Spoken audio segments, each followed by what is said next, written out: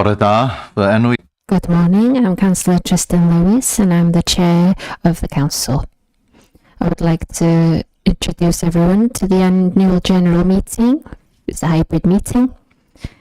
The meeting will be live streamed and recorded and available for viewing after the meeting. Should the live stream fail, the meeting will continue and the recording will be available through the Council's website.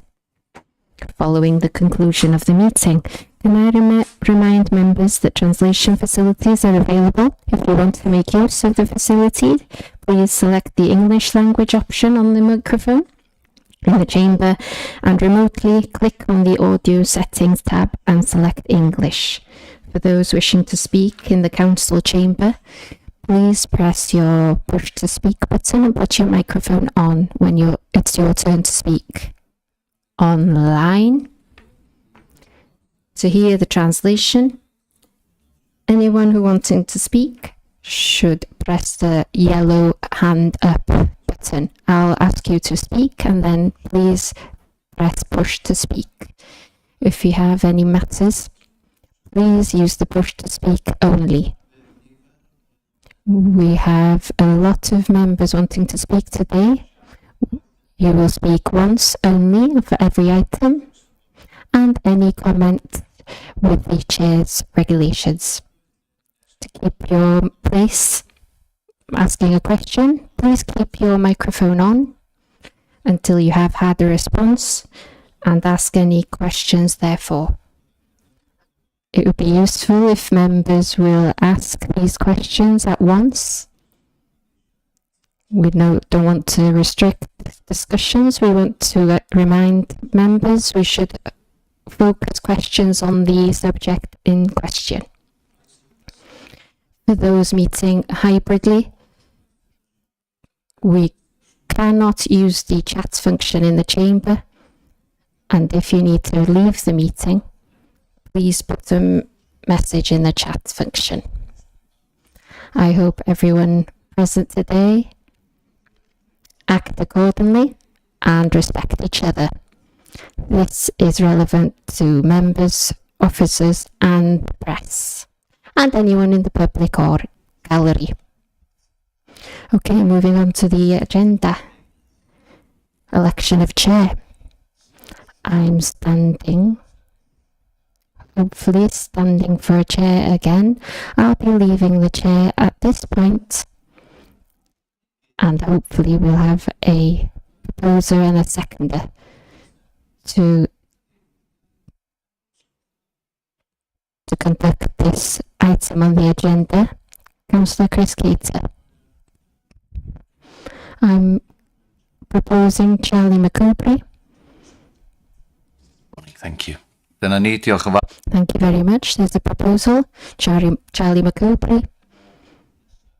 And the next to speak is Councillor Dilwyn Roberts. And I'll second. There we go. No aras. If there aren't any other names, please can you show your hands? So you're happy to Charlie McCoubrey to take this item. Thank you very much.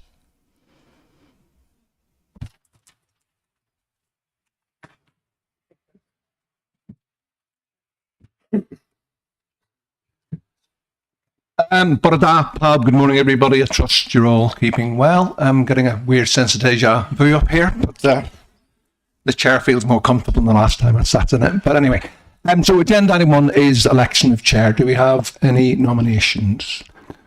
Dylan? Thank you very much, Chair. It's a pleasure to propose Councillor Tristan Lewis for a second season. We've seen how good he is.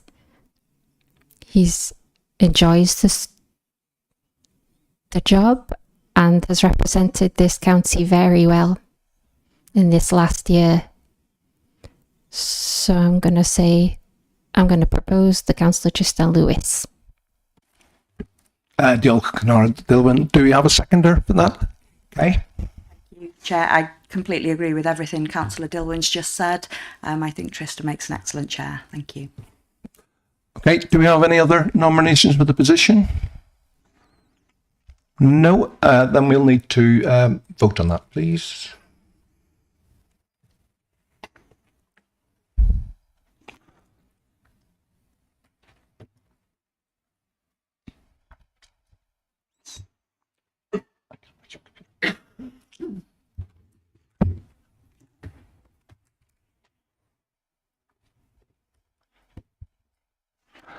Okay, members, just to let you know, my laptop is back there, so I haven't voted. But I'm clearly very supportive of Tristan taking on the role. So we can close the vote now, please.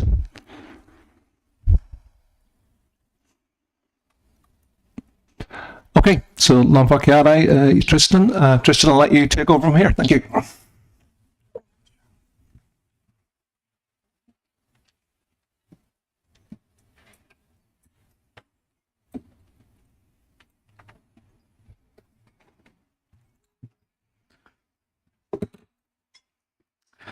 Diolch yn fawr. Thank you very much, Councillor Kachali Makubri, and thank you all for your support. We can take charge of this, Council. Thank you very much. I do respect that. Thank you very much. The next item is election of Vice Chair. Can we have any proposals, please? And the Councillor Gwenol Ellis. Thank you very much, Chair. I would like to propose Councillor Austin Roberts to continue at being Vice Chair. He's very wise and very experienced, and he has a humour as well, and I think we need a bit of that in the Council at times. So I'm happy to propose Councillor Austin Roberts. Thank you very much. We have a proposal. Do we have a seconder? Councillor Chris Cater. Iawn, we all know Councillor Austin's chairing skills are very good, and I know that he enjoys the sort of civic side of things as well. So I'm sure he'll be a great deputy for you for another year. Thank you. I'm happy to second. Diolch yn fawr iawn. Thank you very much.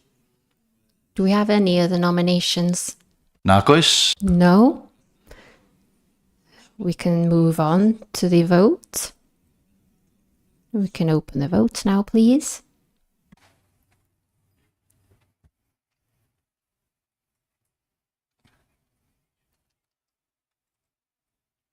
Dyna ni. Gai ofyn am... There we go. We can close the vote now, please. A hwnna yn unfr... That's unanimous. Thank you very much. And thank you to Councillor Austin as his work as Vice Chair and his very interesting choice of ties as well. Symud ymlaen. Moving on to item 3, number 3, apologies for absence. Yeah, apologies have been received from Councillors Ros Griffiths-Williams, Dave Jones, Andy O'Grady and Elizabeth Roberts. Dyna ni. Diolch. Thank you. Any other apologies? Nag oes. No. We move on. Item number 4, declarations of interest, Code of Local Government Conduct. Members are reminded that they must declare the existence and nature of their declared personal interest. The first is Councillor Harry Saville. Chair, I'm going to declare prejudicial interest in item 10, the visitor levy consultation. I have a close family member who owns a property that is used for overnight accommodation. I think it would attract the levy if introduced, so I'll declare a prejudicial interest in that item. Thank you. Diolch yn fawr. Thank you very much. The next is Councillor Sue Shotter. Can I also give for agenda item 10, the visitors levy consultation, can I declare personal and a prejudicial interest, and I will be leaving the meeting. A close family member has a Airbnb. Thank you. Diolch yn fawr iawn. Thank you very much. The next, Councillor Sian Grady. I'm also to item 10, personal and prejudicial. I've got a personal associate who's involved in the industry. Thank you. Diolch yn fawr. Thank you very much. The next, Councillor Carol Beard. You put your mic on. Oh. Sorry about that. Congratulations as well on your appointment, Chair. Item number 10, the visitor levy. It'll be a personal and prejudicial, as I work for North Wales Tourism, who are mentioned in the report and represent tourism businesses in the county. Thank you. Diolch yn fawr. Thank you very much, Councillor Nia Owen. Thank you. I'm also declaring an interest in item number 10. Family member have a local holiday let. Thank you very much. I'll be leaving the meeting. Caderaeth. Yeah, I'd like to declare a prejudicial interest. There's an international holiday company that has an account with my business. Dyna ni. Diolch yn fawr. Cynghorydd Neil Coverley. Thanks, Chair. Yeah, I've got a personal and prejudicial interest. The nature of my works would bring that in, so I'll be leaving the meeting at that one. Dyna ni. Diolch yn fawr. Cynghorydd. Thank you very much, Councillor Keith Eales. Bore da, congratulations Tristan on Chair and Austin on Vice Chair. I would also like to declare a personal interest in item 10. My wife works for an organisation that does do accommodation. It's part of the work. Diolch yn fawr. Diolch yn fawr. Cynghorydd Gareth. Councillor Gareth Jones. I work for a hospice, Dewi Sant Hospice, and we have a number of shops who have people in here are on holiday. So yeah, thank you. No one else? Thank you very much. Moving on to number 5, urgent matters. We don't have any urgent matters. Item 6, minutes of the council. The first is the 26th of February 2026, pages 4 to 10 in your packs. Please could I have a proposer and a seconder? Proposer first that the notes are correct, Councillor Nia Owen, and Stephen Price seconding there. Please could you raise your hands to show that you're unanimous to that? Anyone against? Thank you very much.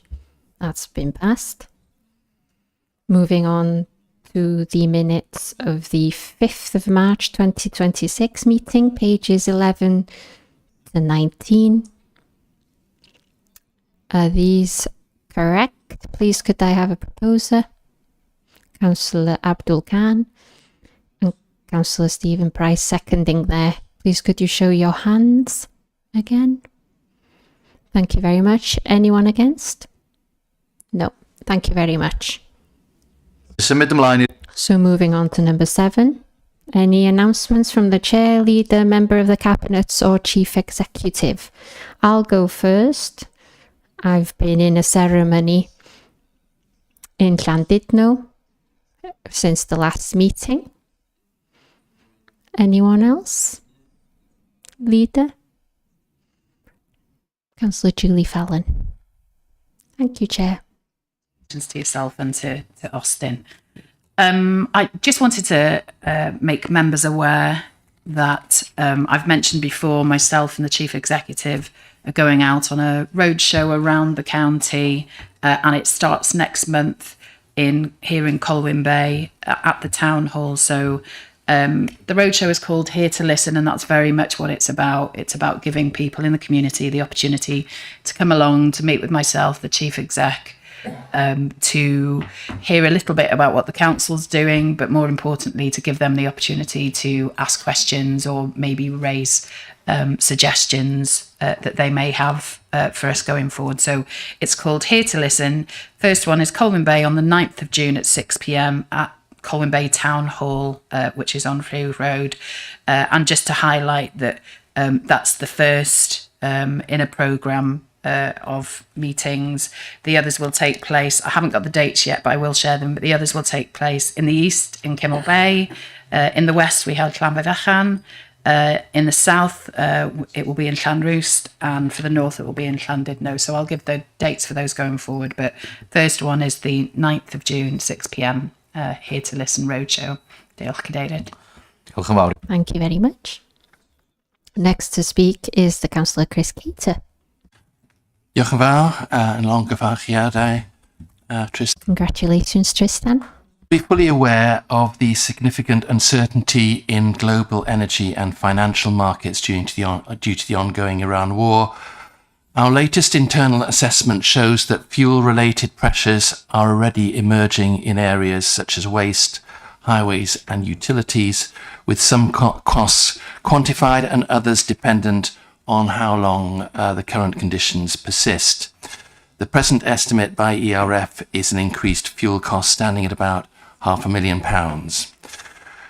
So if the conflict were to be further prolonged, there is also risk that wider inflationary pressures and higher interest rates could add further strain to public finances, including borrowing and capital costs. And this is without the Westminster political turbulence. At this stage, many of the impacts remain uncertain and largely unquantified, but I want to reassure members that we are therefore keeping the position under close review, managing risks within existing budgets where possible, and will take proportionate evidence-based decisions if and when clearer financial impacts crystallise. Thank you, Chair. Thank you very much. Councillor Chris Cater. Next to speak, Councillor Hannah Fleet. Diolch. It's my absolute privilege to share this news with you all. Many of our residents will already know that we provide and have amazing staff. We provide great care in Conway. But it's always welcome when you receive official recognition of this. We've been very busy lately, with 7 of our 8 services being inspected by Care Inspectorate Wales. Some of these facilities and services are very new to Conway. They're employing many staff new to their roles, and that makes the results of these inspections even the more impressive. I hope as we show you some of the detail that you will reflect on the feedback that we've been given, and you will see here and appreciate what that means for our individuals and families involved, and these are the residents, of course, that we represent. So I'm hoping there are some slides going to appear on the screen. There we go, thank you. So first of all, I want to mention some staff names because I think that's really important that we recognise who the people are that are leading this and doing this for us and our residents. We've got Annette Dean, and she is our RI, our responsible individual. So a lot of the work behind all of this is her responsibility and it's her achievement. But she's extremely well helped and supported by managers, and I'm going to name those here. So we've got Fiona Dennison, the section manager over domestic care, Bonninant and Silver Gardens. We've got Maynir Roberts, the section manager over domiciliary care in Clissellian. We've got Laura Armstrong, the registered manager at Silver Gardens. Sonia Booth, team manager at Bonninant. Stephanie Jones, the registered manager at Buthendall and Arury. And Elspeth Newing, the head of care at Clisgogarth. And they're actually here to hear this because I think it's really important that we recognise and see our staff and recognise how valuable they are and the amazing contribution that they make. So if I can tell you a little bit about what's going on and what the presentation is you're about to see. So it's to provide our council and our residents with an overview of the recent inspection feedback received over 25-26. And as I said before, it's 7 out of 8 of our internally regulated services. So this reflects both formal inspection findings and wider feedback that's gathered through those visits, discussions and observations. We hope to share the key themes that have emerged from those inspections and engagement activity, to highlight what's working well across those services and to identify the service level issues and areas requiring action and improvement, and assure learning, governance and continuous improvement. The focus throughout is on understanding the feedback received, recognising the strengths in practice and ensuring that improvement actions are identified and progressed where needed. Could you show me the second slide, please? So I think if you look through those results, they're extremely impressive. So the inspection activity covered Buthendall, Arury, Clisgogarth, Clissellian, Silver Gardens, Bonninant and the domiciliary care service. We've got for well-being 3 goods and 4 excellent ratings. For care and support, 3 good and 4 excellent. For the environment, 6 good ratings. For leadership and management, 3 good and 4 excellent ratings. This slide represents the range of environments and services that were inspected during the 25-26 period, and they focused on how the services operate on a day-to-day basis and how effectively they meet the needs of the people who use them. Inspectors considered all areas, including leadership, governance, safety, quality of care, and the outcomes for individuals. Feedback was gathered through observations, discussions with staff, and people using the services, and a review of all the records and documentation. Could we look at the next slide, please? So I'd like you to actually have a bit of time to read some of those comments. I think you'll agree with me that it's truly amazing feedback there. This is evidence of our commitment to safety, dignity, and appropriate facilities.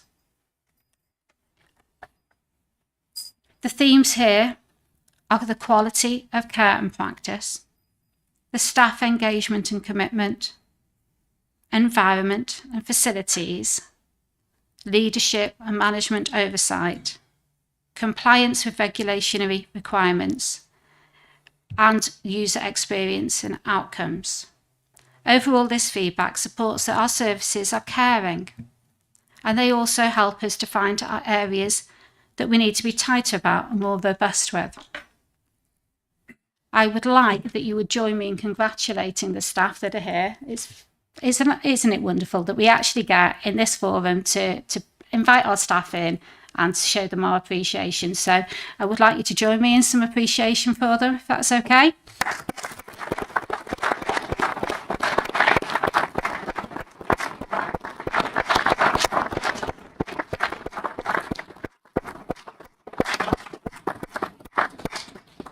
And we are going to gather for a photograph, which are we to do the photograph now? Yes. Okay, so we're going to come up, if I can invite you champions of Conway to come up to the front for a picture, please.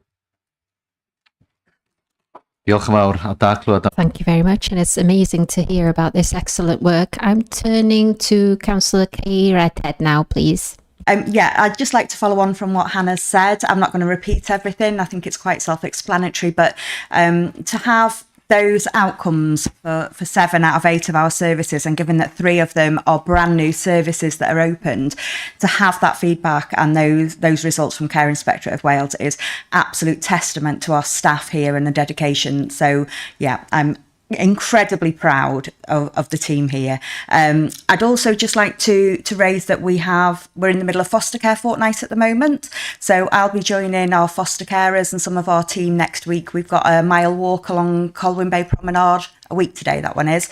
So I'd like to publicly extend my thanks to all of our foster carers that we have here in Conway. Without them being here and their support, our vulnerable children just simply wouldn't have some of the options that they have. So I'd just like to publicly thank all of our foster carers that we have here across Conway. And I'd also just like to welcome the new Senedd members publicly. It's nice to see that we have a quite heavy North Wales board on cabinet at the Senedd, so hopefully we can have some really positive changes here in North Wales. So yeah, thank you. Thank you very much. Does the Chief Exec have anything? Thank you very much, Chair. My thanks as well to the team. I've had the privilege of meeting quite a few of you over the last 12 months. and I'm hoping to go and meet more of you over the next 12 months. Honestly, the meetings I've had, and Nettie over there, we've had quite a few chats, haven't we, Nettie? And it's been brilliant and a real eye-opener for me, I must admit, and the dedication and professionalism of these teams is incredible, especially when you consider how many of the regulators have come in over the last 12 months, even since Christmas. It is incredible the amount of work that means for the team. So, diolch o galon I chi. Thank you very much indeed. I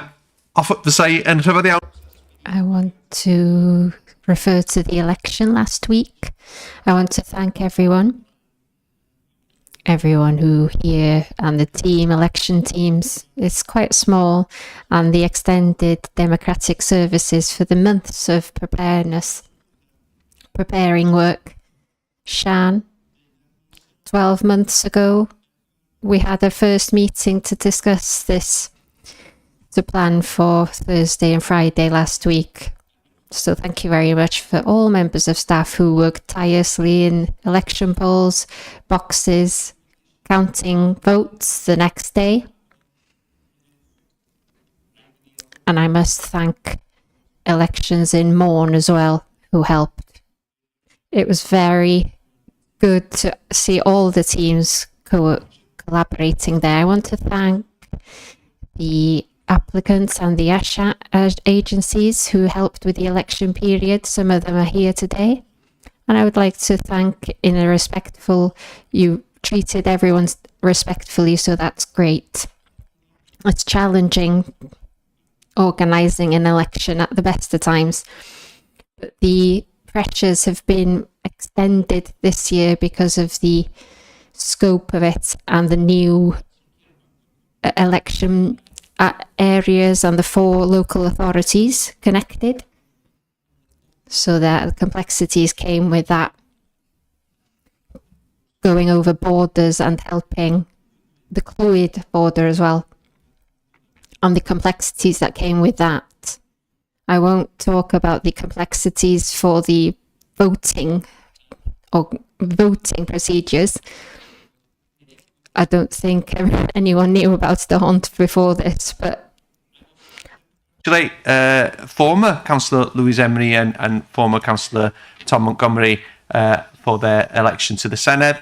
And Shan will kill me here, but I'd like to say on now to the by-elections and also to the planning for next year's even more important election. And I know I'm getting the buy-in here about that. So yes, the work continues, and we're really grateful for all your support. It's much appreciated. Diolch yn fawr iawn. Diolch yn fawr iawn, Rhyn. Thank you very much, Rhyn. Okay, moving on to number 8 on the agenda. And that's a question for the Cabinet Member for Housing, Regulatory and Audit by Councillor Harry Saville. And we do this according to without a discussion, please. We can ask one question and it has to come after the original question or the response. Thank you, Councillor Harry Saville. Yes, thank you, Chair. Will the Cabinet Member for Housing, Regulatory and Audit Services outline the training provided to members of Conway County Borough Council's licensing committees by Neighbourhood Services, formerly Regulatory Services? Firstly, can I congratulate Councillors Tristan and Austin in their re-election for Chair and Vice Chair, and I'd also like to congratulate Plaid Cymru in their recent Senedd elections as well. I think, thank you, Harry, Councillor Harry. It's always reassuring that members rightly understand the importance of training and the contribution it makes in executing our roles either on scrutiny committees or regulatory committees. Training gives members and the wider general public confidence in our ability to perform our roles as elected members. All members of the licensing committees undergo training in order to understand the quasi-judicial nature of committee decision-making and to have sufficient technical, legal and procedural knowledge to contribute fairly and correctly to the function of the committee. On appointment, new members undertake 3-hour introduction to licensing training, delivered by the Principal Trading Standards and Licensing Officer. Members receive a digital copy of the LGA Councillors Handbook for Licensing, together with relevant legislation and council policies. Following training, members observe in person a General Licensing Committee and Statutory Licensing Subcommittee sitting before participating as a decision maker. In addition, members are invited to attend a 4-hour online training course delivered by the Institute of Licensing, with the aim of this being completed within 12 months of the appointment. The next course is arranged for the 9th and 10th of June of this year. Members may also request training at any time in accordance with their responsibilities under Section 25.14 of the Constitution, and training has recently been requested on Martin's Law and Welsh Government taxi deregulation, which is arranged for later this year. Thank you, Harry. Diolch yn fawr. Os gen y Thank you very much. Does Councillor Harry Saville anything to say? Yes, thank you, Chair. And let me begin by thanking the Cabinet Member for touching on the Licensing Committee's quasi-judicial roles and that specialist training around the quasi-judicial decision-making process provided by Neighbourhood Services. As a member of both licensing committees, I've been through training myself, and I've always found it easy to understand. I've been very grateful to staff from Neighbourhood Services for their support. Following the last meeting of the General Licensing Committee, Councillor David Carr used his position as a member of his Council Standards Committee to publicly air concerns that I hadn't declared personal interests. These concerns had no basis in law. I referred them myself to the monitoring officer, who did not identify any fault on my part either. So, I would be interested to hear from a Cabinet Member whether he feels that the training offered by Neighbourhood Services is adequate and easy to understand, or whether he thinks that Councillor David Carr has misunderstood the training, and if so, whether it was a genuine misunderstanding. This wouldn't be the first time that Councillor David Carr has made vexatious or offensive comments about other members and employees of this council, so I could well believe that the rules have been misunderstood on purpose. Personally, I recall comments of a suggestive nature being made on social media about my elderly mother. However, I would be interested in the Cabinet Member's comments. Thank you, Councillor Harry. I can only really restate what was already been said in my previous answer, and I think the question would be better suited in which you directed it to for them to give an answer. Thank you. Diolch yn fawr. Thank you very much. We'll move on now to the Standards Committee, number 9 on the agenda. Received the draft minutes of the meeting of the Standard Committee held on 23rd of March 2026, pages 20 to 25, and Matt Giorgio, the monitoring officer, will be presenting the item. Thank you, Matt. It's just a matter of noting them. I've not got any particular comments on them, Chair. Dyna ni. Thank you very much. You've had the chance to see those.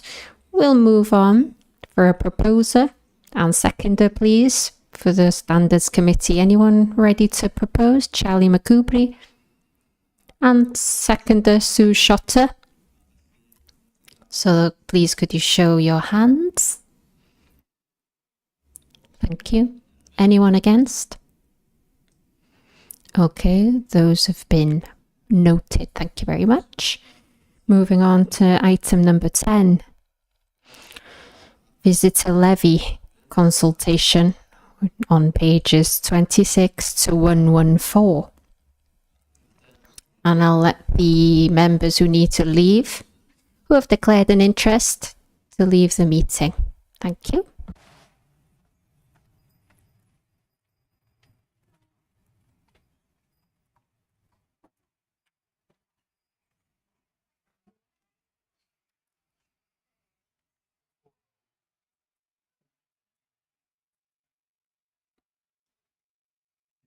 Dyna ni. Thank you very much. And Councillor Sharon Dolman, Cabinet Member, Economy, Sustainable Economy and Communications, will be presenting the report. Thank you. Congratulations to you and Councillor Austin. I am pleased to bring forward this important report, seeking your support to proceed with a public consultation on the potential introduction of a visitor levy at Conwy. You will be aware that the visitor levy is a discretionary power introduced by the Welsh Government, and at this stage, no local decision has been made. However, the legislation does place clear obligations upon us.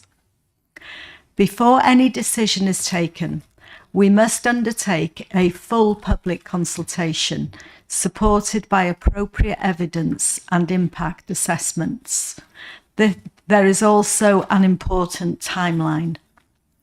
If we wish to introduce a levy from October 2027, the earliest possible date for Conwy, we would need to notify the Welsh Revenue Authority by the end of September 2026.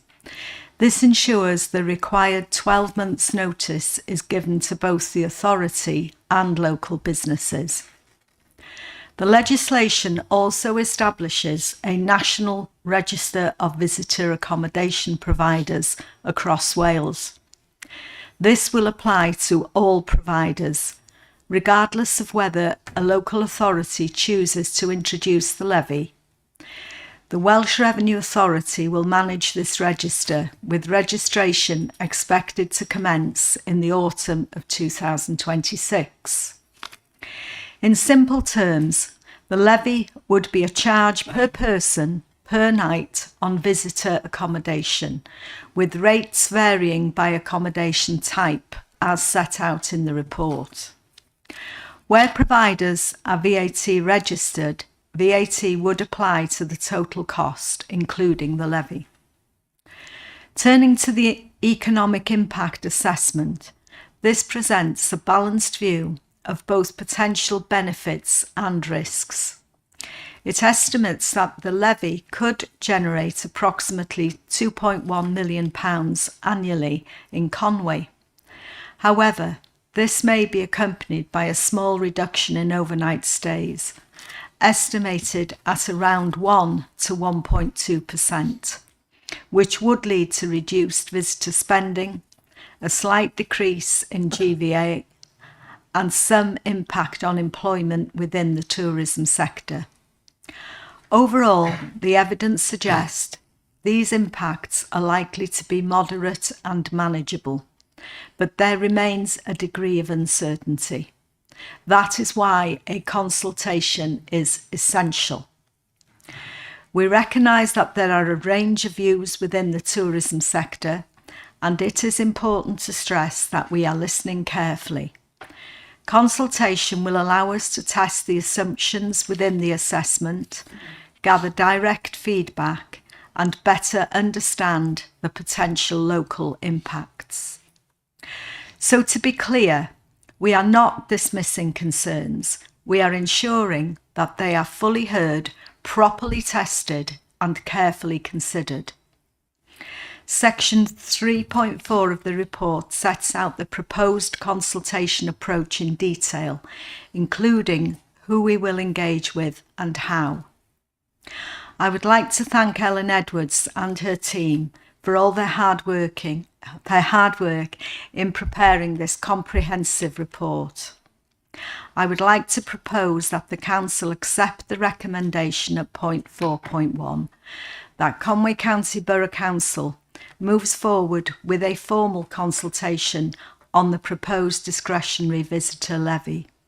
This includes both internal engagement and externally commissioned activities.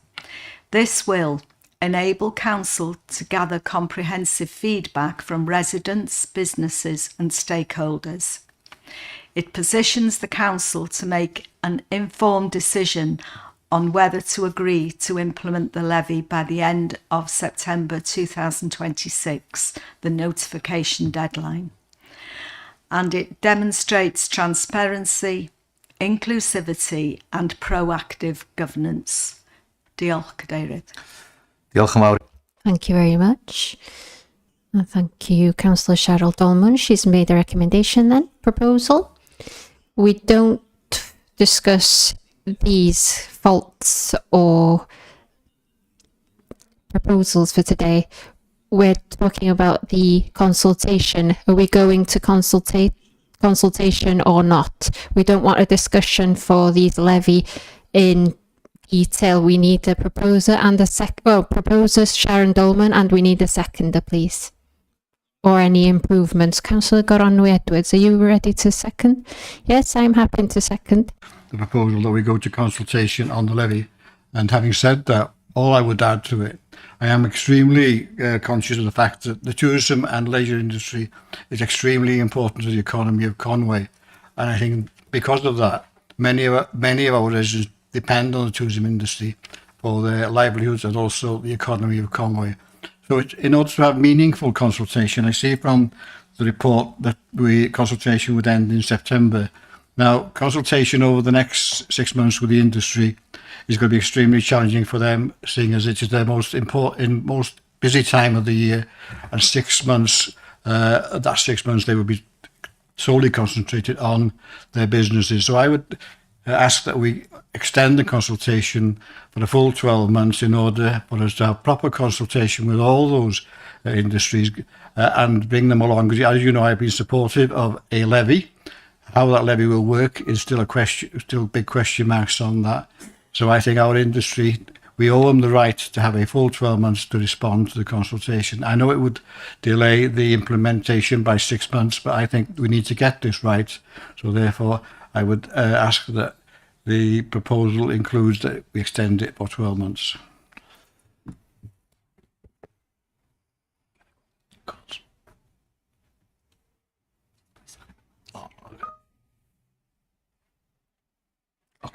Yeah, Chair, just procedural point really. I understand the proposal was to approve this consultation, which is for that period. So I think first what you need is a seconder to that proposal. I think the proposal from Councillor Goronwy was a different proposal. So do we have a seconder to that proposal for that consultation? Cynghorydd. Councillor Charlie McCoubry seconding. Thank you very much.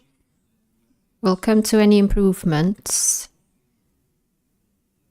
Want to bring Amanda in, please? Thank you. Thank you very much, Chair. Just to explain the implications of that decision, just so you're absolutely clear. So essentially, there is a requirement to give the Welsh Revenue Authority a 12-month notice period before the introduction of the levy should council decide to introduce a levy.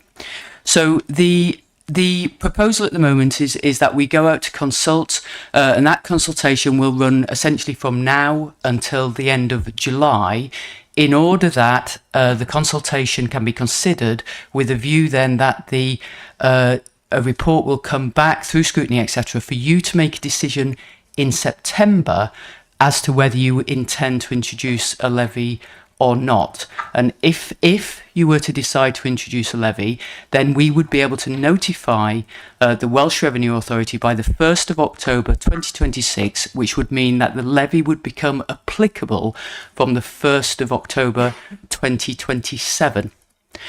So, if you therefore support Councillor Goronwy's amendment to delay or to allow a 12-month window, so effectively to consult from now until July 2027, then essentially that would mean that we would be bringing a report back to you in September 2027 to allow us to then notify the Welsh Revenue Authority by then, which would then mean that we wouldn't introduce, if you decided to do it, the levy until October 2028.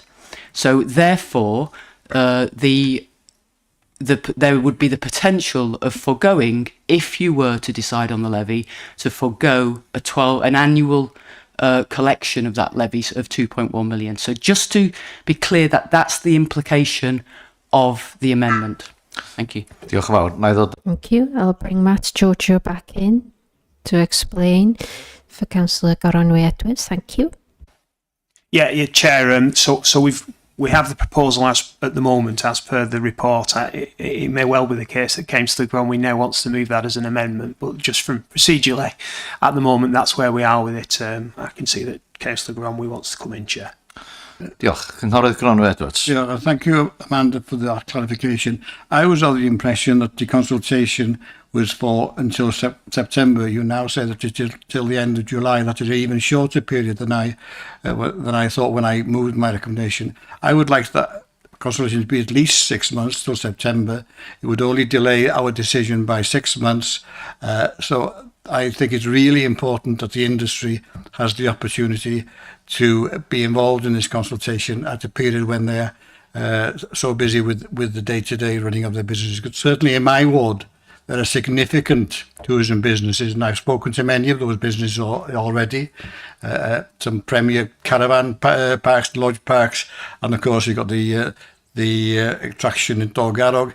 Many of those businesses are vitally important to the economy of Conway. So I think we need to give them the opportunity to have at least 6 months to respond to the consultation. That's why I move the amendment. Dyna ni. Cyn I ni edrych am ei... Okay, before we look for a seconder, I'll call on Amanda Hughes again. I'm aware that David Carr wants to speak, and I'll come to you in a moment. Thank you, Amanda. Thank you very much again, Chair. So sorry, the bit of the picture I didn't articulate then. So essentially, there is the opportunity to inform the Welsh Revenue Authority twice during the year, so on 6-month intervals. So effectively, we can notify them by March in any particular year, and then the taxation, if introduced, would be introduced the following year, or we can notify them in September with an introduction date. So an introduction date either of the 1st of April or an introduction date of the 1st of October in any particular year. So effectively, yeah, the options and the option effectively Councillor Gronwy is articulating is you could stick with what's been proposed here, which effectively is that the consultation would run till July. We would come back to you in order for you to make a decision, yay or nay, in September to allow us to notify, should you go that way, notify the Welsh Revenue Authority before the 1st of October, so that the taxation or the levy would be introduced on the 1st of October 2027. A second option would be essentially to extend the consultation to allow a decision to be taken prior to the end of March 2027. So effectively run it from now until the autumn or the late autumn, and then a report would come back to you in March 2027 in order for you to potentially make a decision about introducing a levy on the 1st of April 2028. Or if it's a longer consultation, then it's the one I said before. So effectively by the 1st of October 27 to allow the levy to be introduced in 28, if that's the decision that you take. Diolch yn fawr. Thank you very much. I'm looking first for a seconder, please, for the amendment. Do I have a seconder for the amendment? Councillor Paul Lucock. Yeah, but just hold on a second. And mi fydden ni... And we have a proposal and a seconder for that amendment. We're going to discuss the amendment. I'm aware that Councillor David Carr is waiting. David Carr will speak, and then Councillor Paul Lucock. David Carr, please. Yes, thank you, Chair. Yeah, I've got concerns this is a jobs tax, and I've also got concerns about the cost of the consultation. Now, my residents don't understand when the streets are not clean, when we're cutting people down that they do those basic, very, very, very valuable jobs. We haven't got the money for that. We've got money for consultations. And so, yeah, I've got a lot of reservations about it because it is going to be a jobs tax. At a time of the cost of living crisis and with the massive council tax rises that have gone on for the last few years, then people are expected that money is going to go to consultations now. I would like to ask Amanda the question, how much will this consultation cost, please? Diolch, Amanda. Thank you, Councillor. Sorry, thank you, Councillor David. I must confess, I don't know off the top of my head how much the consultation's costing. I'm just waiting in the hope I might be sent the figure in a minute. But what I can absolutely confirm is that the consultation is being funded from SPF grant money. So effectively, in that sense, obviously there's a cost to it, but we've got grant funding to cover that. I'll have to get back to you outside of the meeting to tell you exactly how much the cost is. I don't know off the top of my head. Sorry.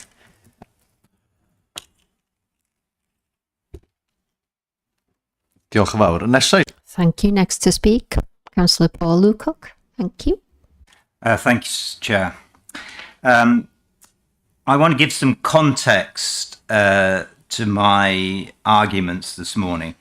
I went to the Welsh Revenue Authority page titled Check if a local council charges visitors levy in Wales, and it states councils consulting on the levy, none. So no councils at the moment are consulting on the levy. The same page confirms that only Cardiff Council has formally decided to introduce the levy so far, with implementation scheduled for the 1st of April 2027. Unusually, but one aspect of David Carr's argument I would want to build on, because the biggest issue in my ward, I would say, is that I have significant numbers of residents. Paul, can I stop you? We're debating at the moment. Yes, but I'm saying to you why I'm supporting a delay in an extension of consultation. I would actually have preferred the consultation to be delayed for the new administration after May 2027. But let me just put this in context. The predicament of my residents are that there are significant numbers on precarious low-income contracts working in the leisure industry. And I know in the reports that have been provided, and they're very extensive reports, and I thank you for that, that the suggestion is that if the levy was introduced, we would only lose 38 full-time equivalent posts.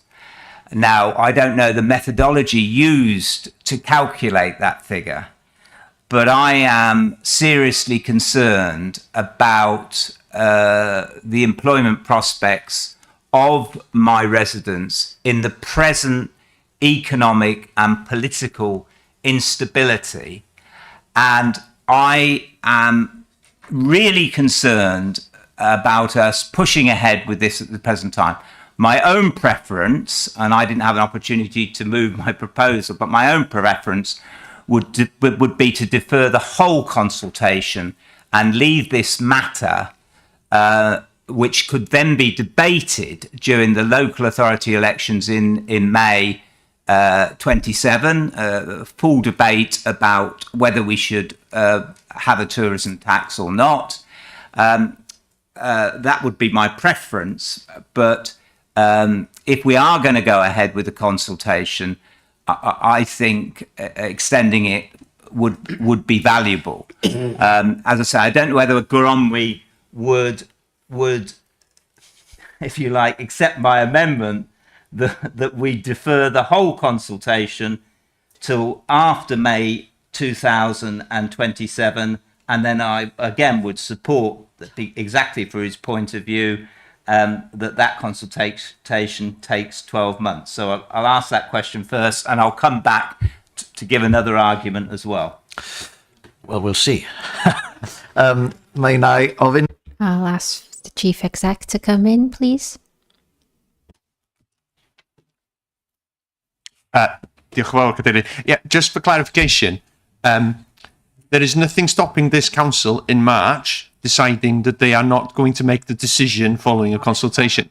So, just to be clear for everyone, even if the amendment was approved, the decision on implementing any decision is for the council. So, whether you decide to implement it in September, March, or defer it to post-election, that's completely a matter for the council. So, I just want to make that clear. It doesn't bind yourself to make the decision in September or March following the consultation. Clearly, there has to be a timeline between consultation and a decision, because obviously you need it to be reasonable, don't you? You can't adjourn it for years, but clearly it is for the council to decide when they implement, if they decide to implement or not. Diolch yn fawr. Dwi am ddod. Thank you. I'll bring Amanda Hughes in now. Thank you. And then Councillor Chris Hughes will speak. If he speaks his mic, hopefully. I'm bringing Amanda Hughes in. Thank you. Diolch, Cadeirydd. Yeah, just really to just add some clarification in the context of Councillor Paul's reference to the Welsh Revenue Authority website. So the legislation to even consider the visitor levy was only enacted in the autumn of last year, and that is why essentially local authorities are only just starting to consider this matter. Cardiff were incredibly quick off the mark, and in that context immediately did a consultation on the enaction, and effectively have already made the decision.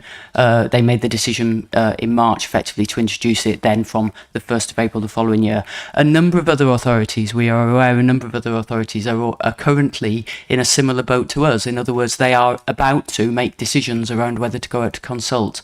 That obviously isn't in the Welsh Revenue Authority's website, because they won't announce it essentially until a decision has or hasn't been taken.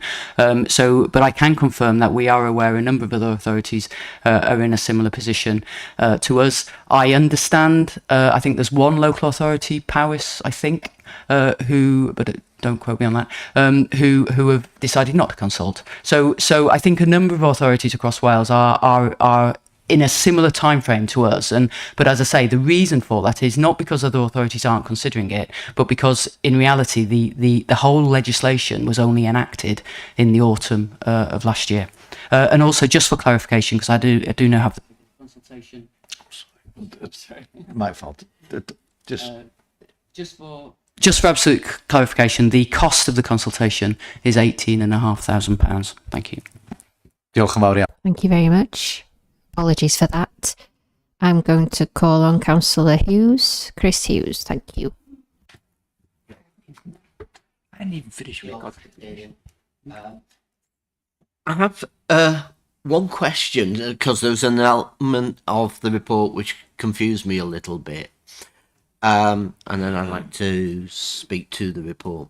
With regards to 3.1.6, it talks about the types of accommodation where a levy could be applicable. And one of those talks about caravans. And as an authority, we have long expressed concern that people live in caravans, sometimes for 11 months of the year, and don't pay council tax, but they get all the services that our residents get effectively free. And when we go to 3.18, it suggests that 3.18b suggests stays exceeding 31 consecutive days are exempt, and accommodation that at a individual's sole or main residence are exempt. Would either of those, would caravans count as either of those, and therefore exclude people in those dwellings from paying the levy? That's a question I have to ask first.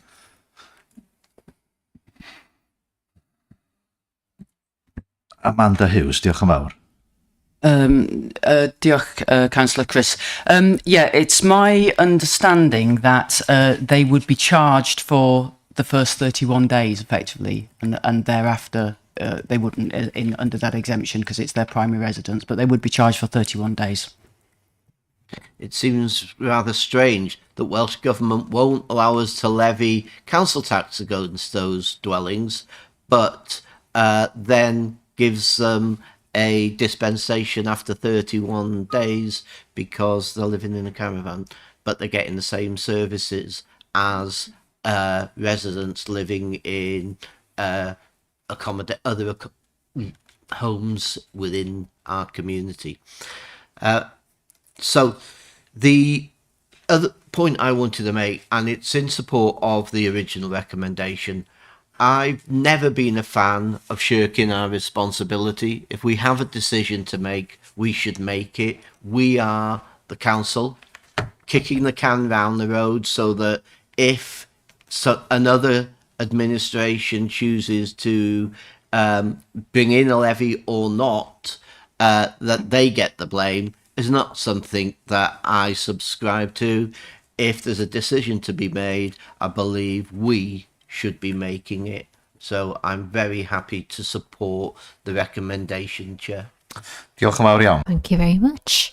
Okay, before we move on to the vote, and I'll be taking the amendment first, I'll ask Councillor Sharon Dolman if she has any comments. She has a right to respond. Thank you very much. Diolch, Cadeirydd. I would just reiterate and ask my fellow councillors to support the recommendation that we go out to consult and take note of the results of that consultation. Diolch. Point of order, Chair. Just a second.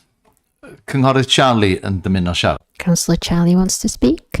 Yeah, diolch, Cadeirydd. We know this is a very controversial item. It's a bit like a high school debate. We could make a cognizant case for either side, really, but I am absolutely supportive of going to consultation. I think the question we're being asked here is how long that consultation period should be. Whilst it's tempting to leave as long a period as possible, I don't feel there'll be added benefit in that, and there will be consequences, as Amanda has pointed out. This is a high-profile issue that people are well aware of, so I don't agree that having that 9-week period would be insufficient for people to make their comments either for or against the proposal. So for that reason, I won't be supporting the amendment, Chair. Thank you. Dyna ni. Diolch yn fawr. Thank you very much. We have a member wants to speak, and then I'll call on Matt Giorgio to explain.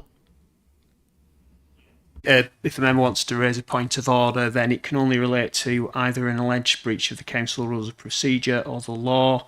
So the member needs to indicate the rule or law and the way in which they consider it's been broken. The rule or the law thing which was to delay the consultation overall. I haven't got the Constitution in front of me, but I think in terms of due process, to shut me down halfway through my contribution is not a good due process and is not complying with operating the council with good faith. Diolch yn fawr. Mi gai... Thank you very much. I'll bring Matt Giorgio in. Thank you. Yeah, my advice to you on that, Chair, is you made it clear in your introduction and as how things should be conducted in accordance with the Constitution, that members have the right to speak once on a matter. It's then a matter for your discretion, Chair, if you decide to allow a member to speak again. Councillor Paul had finished speaking, referred to Garonwe. It was a matter for your discretion as to whether or not you bring a member in to speak again. So that's for you, Chair. My advice is that there's no breach of process or law in respect of that point of order. Diolch. Thank you very much. I'll call on Councillor Goronwy Edwards now to explain fully now what he proposes, and Councillor Lou Cook seconding. And then, if there are any other proposals, we'll go to a vote. on the amendment to extend the consultation for 6 months. Councillor Goronwy Edwards. The amendment I moved was to not to delay the consultation, but to extend the consultation, and that we could take a decision in March of this in this term, so that the members of this council are well informed on that decision. Now, I've been a member of this council for a great many years, and we've been discussing tourism levy for a great part of that, or probably over the last 10 years since they even mentioned the tourism levy. So I think it's key that I'm in support of the tourism levy on the whole, as long as it does not damage the economy. So that's why I'm asking for the amendment to be seconded by Paul, not to extend, not to defer it, but to extend it, and that we can take a decision in March. Dyna ni, cynghorydd. Councillor Paul Lucock. Clear now. Not going to move it to the next term. Are you happy to support Councillor Goronwy Edwards to extend for 6 months than deferral? Are you supporting Councillor Goronwy Edwards or not? Yes, I am. Dyna ni, diolch. Okay, thank you very much. Any other proposals? If not, we'll go to a vote on the amendment. I've been pressing it for 10 minutes ago. Oh, right, okay. Lost me on the system. Dyna ni, Okay, Councillor Abdul Khan, I apologise. Yeah, I just wanted to say that we've been discussing that long before now, about 4 years ago at least, before this term. And it's nothing new to the members. And that park is self-explanatory. And we had about half an hour debate, which is really was wasted half an hour. And I think it's been the recommendation been proposed and seconded. I wanted to second the original proposal. Thank you. Dyna ni. Thank you very much. We're moving to the amendment. You've heard, and I've asked Goronwy Edwards to outline there, to extend the consultation. That's what we're voting on now, extending or not. Green if you support this, and Paul Lucock. Red against, and yellow to abstain. Please can we open the vote?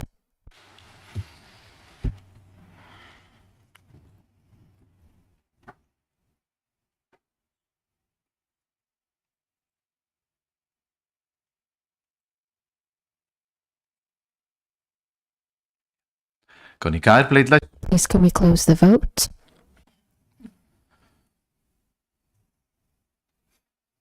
Ac felly, Okay, 3, 4, 29 against and 5 abstentions. Thank you very much. Come back to the original recommendation that the council go for this visitor levy consultation. We had Councillor Sharon Dolman proposing. And remind me, please, who seconded? It's been 30 minutes, quite long 30 minutes. Who seconded? Councillor Charlie McCoubry seconded originally. We'll stick to that. I know Abdul Khan has supported that as well. We had a bit of a technical difficulty there. So we can open the vote now, please.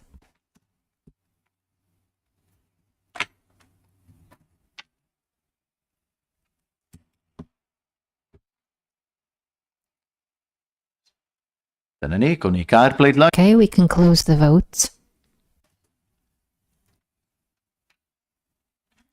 Ac felly, 29 for, 5 against, and 3 abstentions. Okay, thank you very much. We'll move on. ia, mi nawn ni alw ar y cynghorwyr. Shana's going to fetch the other councillors who have left the discussion, and then we'll move on to item 11 on the agenda.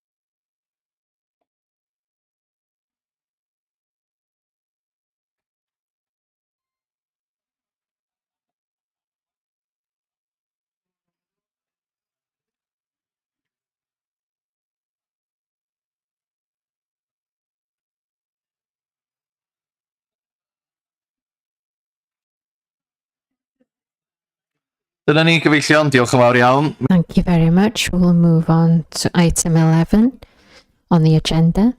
Appointment of Council Committees 2026-27 and associated matters, which are on pages 115-137 in your packs. Councillor Dilwyn Roberts, Cabinet Member for Culture, Leisure and Regulatory Services, will present the report. Thank you, Councillor Dilwyn. Thank you, Chair.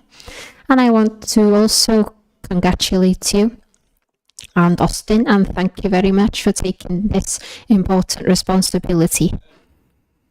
Okay, as Chair has said, it's a responsibility for us every year to, in the AGM,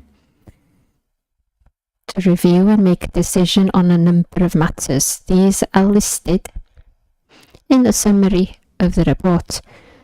Since publishing the report, there have been some changes, as we know, which impact on the contents of the report. The resignation of former councillors Louise Emery and Tom Montgomery, and I want to thank both of them for their dedication and service to the council in the last few years, and wish them all the best in the future. So they have been elected to the Senedd. I intend to go through these changes in detail. I'm also aware the members will want to have their say on some of the potential changes. With the agreement of you, Chair, I will go through these sections separately, and we want to vote separately as well as we go forward. Thank you. So we have these standing committees. 3.1 in the report addresses the need for the council to appoint its committees and agree the terms of reference. The Constitution presently provides for the appointment of the following committees, the terms of reference of which are contained within the Constitution. So Finance, Resource, Overview and Scrutiny Committees, and then the list have been published and you can see those. Please, Chair, did I propose that the Council reappoint the committees listed under 3.1.2 of the report and the terms of reference contained within the Constitution be confirmed? Please, could I propose that, please, Chair? Da chi'n gweld... Yes, thank you, Councillor Dilwyn Roberts. 3.1.2, we've had the proposal. Could I have a seconder, please? Councillor Alan Hunter. And therefore, does anyone else want to speak or propose? Councillor Sue Shotter. Can I just quickly ask, is this the time when because Councillor Simon Croft is going on to the Democratic Services and I'm actually coming off and going on to the social care, or shall I wait for the next agenda item for that one? Ma hwn just ar gyfer... This is for these committees in the list. Thank you. Anyone else want to propose anything? No? Okay. We'll move on to the vote. Oh, Councillor Anne McCaffrey. Rugani. Thanks, Chair. Just seeking clarification, in this 3.12, as been described, I take it we're not voting for allocation of seats, it's just for the existence of the committees. That's grand. Okay, I don't see anyone else want to speak. We'll open the vote, please.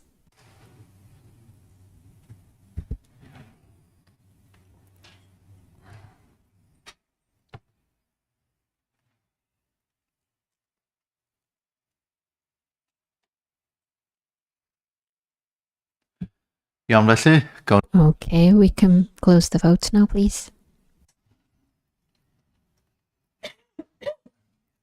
Welwch chi bod 'na bet... You can see 45 for, 1 abstention.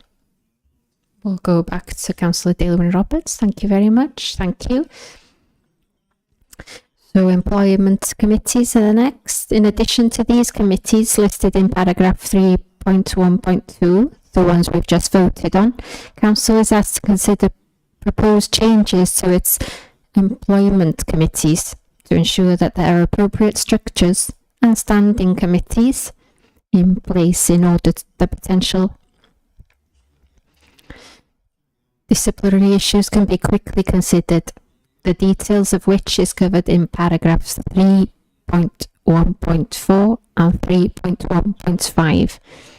So, Chair, I would propose that the Council reappoint and agree the revised terms of reference as outlined in Appendix A for the Senior Employment Committee, and also that the Council appoint a Senior Investigation Committee, a Senior Disciplinary Committee, and an Appeals Committee, and approve the terms of reference as also outlined in Appendix A. Thank you. Councillor Dilwyn Roberts proposes. Can we have a seconder, please? Councillor Chris Cater, ready to second. And Councillor Anne McCaffrey. Question is previously, I think I know the answer, that we're not looking at numbers. Just want to be clear. Thank you. Yep, no problem. Yeah, no problem. No other proposals? Anyone else want to speak? No, we're voting on 2.2 in your report. We'll open the vote, please.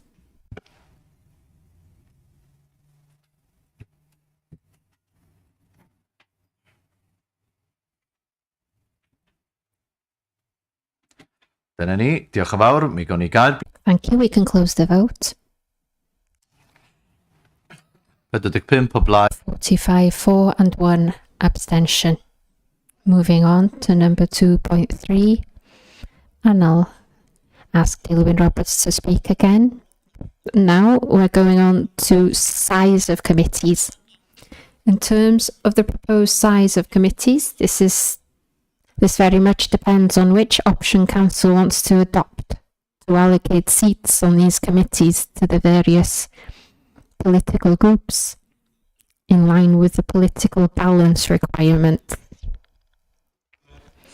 The table in 3.2.1 shows the current size of each committee and whether it includes any members who are appointed by the Council rather than being elected lay members. Currently, the size of committees are shown as the majority, being 19 in size,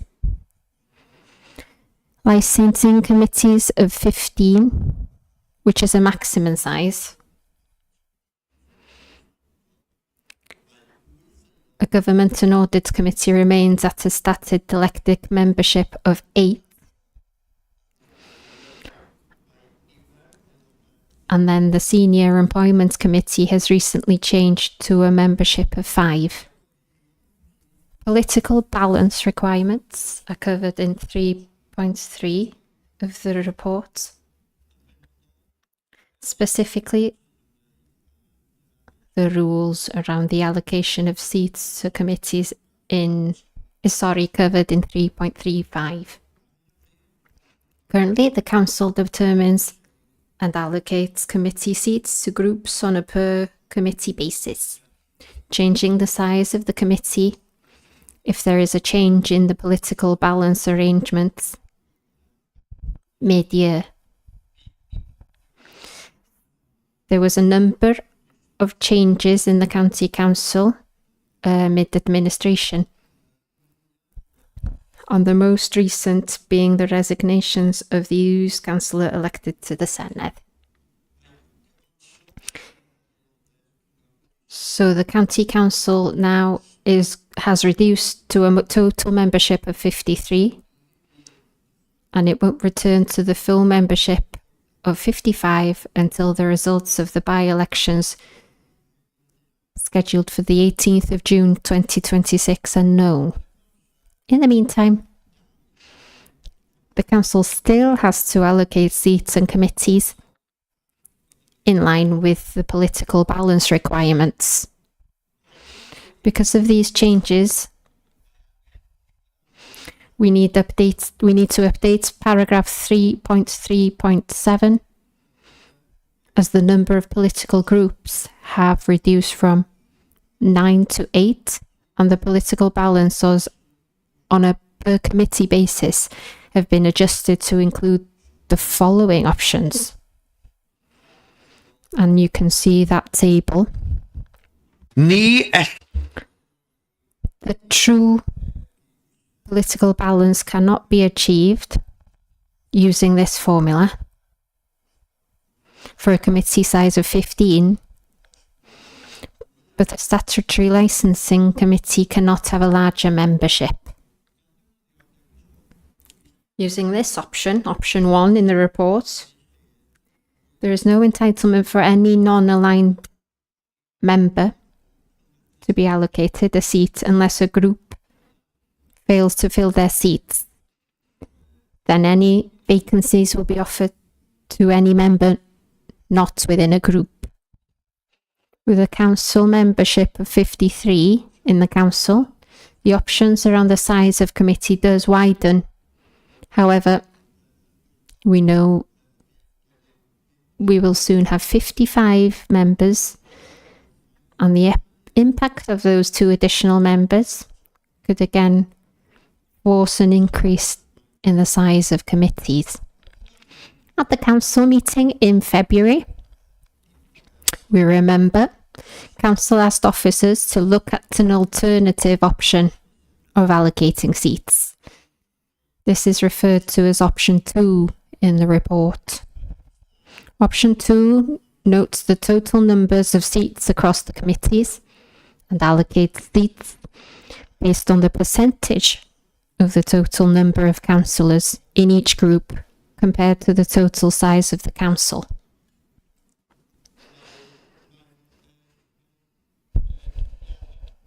The spreadsheet attached at Appendix C has been adjusted to take account of the recent changes. This option allocates a percentage of seats to any non-aligned member or members. The revised spreadsheet has been shared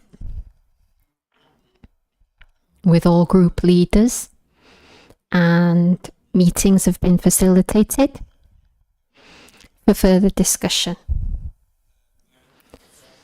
The group leaders of the smaller groups and the non-aligned member have been encouraged to meet and agree to the allocation of available seats between them based on the group preferences.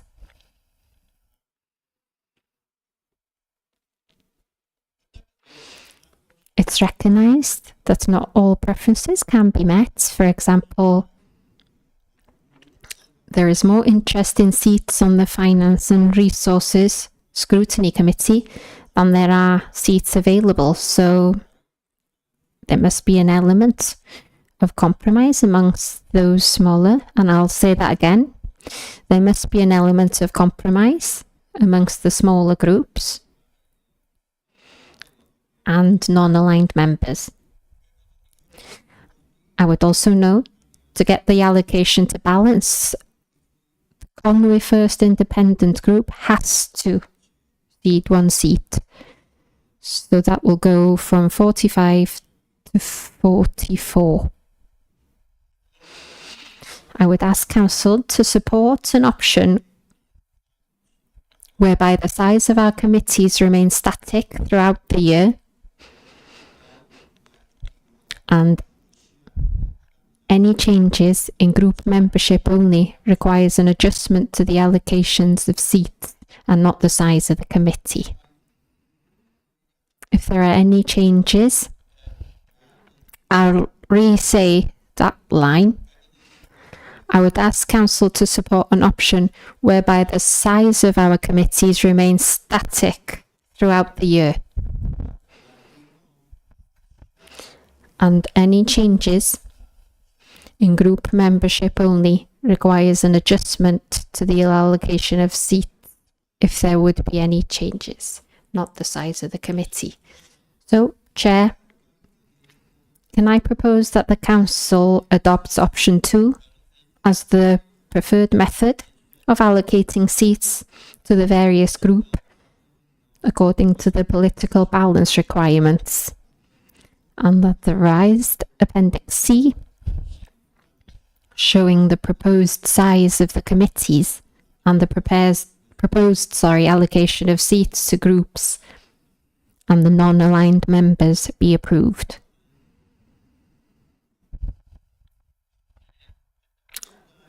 When we have a decision on how seats should be allocated to the various groups, we ask group leaders to confirm the membership on those committees and any changes required. Could I also say here to appreciate Sian Branwen Williams for all the work that's gone into this report, especially for the work that the officers have done over the weekend and for the changes because of the 2 less seats. Not only Sian and the team, but also for the translators who translated this overnight, actually, to be honest. So I've done the proposal. Thank you very much. So I'm going to look for a seconder for that proposal, and we'll open the discussion then to any other proposals. I'm looking for a seconder for Councillor Dilwyn Roberts. Is anyone ready to second? Charlie McCoubry. Before we move on, it's been brought to my attention that Councillor Jacob Williams is in a moving vehicle. Just for the record, please could you confirm, Councillor Jacob, that you're not driving the vehicle? Only for record. No, he's not. Dyna ni, diolch yn fawr. Ardderchog, diolch yn fawr iawn. Okay, yeah, thank you very much. Okay, we've had the proposal. Seconder, Charlie McCoubry. And the next to speak is Councillor Goronwy Edwards. Cadeirydd, thank you, Chair. As elected members, we are all publicly accountable to our communities and required to demonstrate openness and transparency in the decisions made. We need to maintain a high level of scrutiny and accountability. Making changes without clear strategic or evidence-based reasons for detrimental to democracy in this council. I would therefore like to propose that the current level of committee membership sustain to ensure security, scrutiny and challenge is supported and maintained. And therefore, I move that we stick with the status quo. It was only February when we decided on this number of committee sizes of 19. The fact that there was an amendment moved forward that we offered to look at alternatives by the independent group, first independent group, seems to show that they are determined to restrict the number of members that can contribute to the democratic process. And as there are elections to be held, which will result in a change again in June, I think it is completely inappropriate to change the committee sizes down to a smaller number at this time, when we'll have to revisit it again in just over a month's time in any case. So I move the status quo. Okay, thank you very much. If this proposal falls, that proposal will go ahead. That's the way, is it? I'll bring Matt George around to explain. Yeah, essentially, Chair, my advice on that is that there are 2 options, of which Councillor Dilwyn has put one, and Councillor Gronway is putting forward the other, which is essentially just negating the option to put forward option 2. So it's not an amendment, it's just the other option instead. Of course, if this option isn't approved, then that can be put forward at that time. Dyna ni. Diolch yn fawr. Thank you very much. And the next to speak will be Councillor Paul Lucock and then Councillor Charlie McCoubry. Thank you. Thank you, Chair. And I really hope you allow me to finish my arguments within the 5 minutes that I'm allowed. The issue for me and why I'm opposed to this is exactly as Guromwi has spelt out in his proposal. And it's for the ethical grounds that I refer this to you. Over and above everything else, we have a responsibility, not just as a county council, but as a human being, to the other. A responsibility to care for them and not harm them. The other is irreducible. You can never fully grasp or define another person. They always exceed your understanding. Infinite responsibility, our obligation to others, has no clear limit. It is not based on contracts or reciprocity. The responsibility is not equal or negotiated.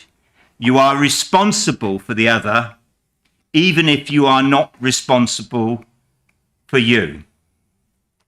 So what I'm arguing here today, to reduce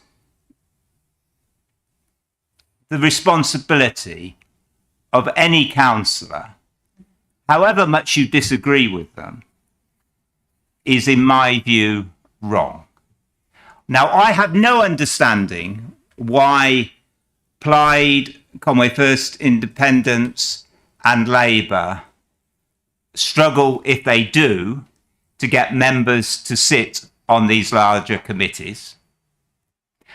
I have no understanding of why members of those parties or groups at many scrutiny meetings choose not to interrogate and question the information in those reports. I do that as diligently as I can, even though over the period I've been here 4 years, I've been on some committees, kicked off committees, brought back onto committees. I do it to the best of my ability to support the other out there. Some I only have very partial understanding about. So my argument is to reduce the opportunity, not only for me personally to scrutinise, but colleagues in the council to scrutinise, those of us who want to do that diligently, thoroughly, at every meeting, in my view, is wrong. Because as a consequence of your decision to reduce committee size, what you're saying to me is, Paul, we want to limit your scrutiny. I think that is problematic for the council, and it's problematic saying that to any councillor. So let's maximise scrutiny, maximise accountability, and then we will have an effective council where the other out there sees us doing our job appropriately and robustly. Ydych chi wedi gorffen? Have you finished? Thank you very much. So we move on to Councillor Charlie McCoubry, and then after that, Councillor Chris Cater can speak. Thank you.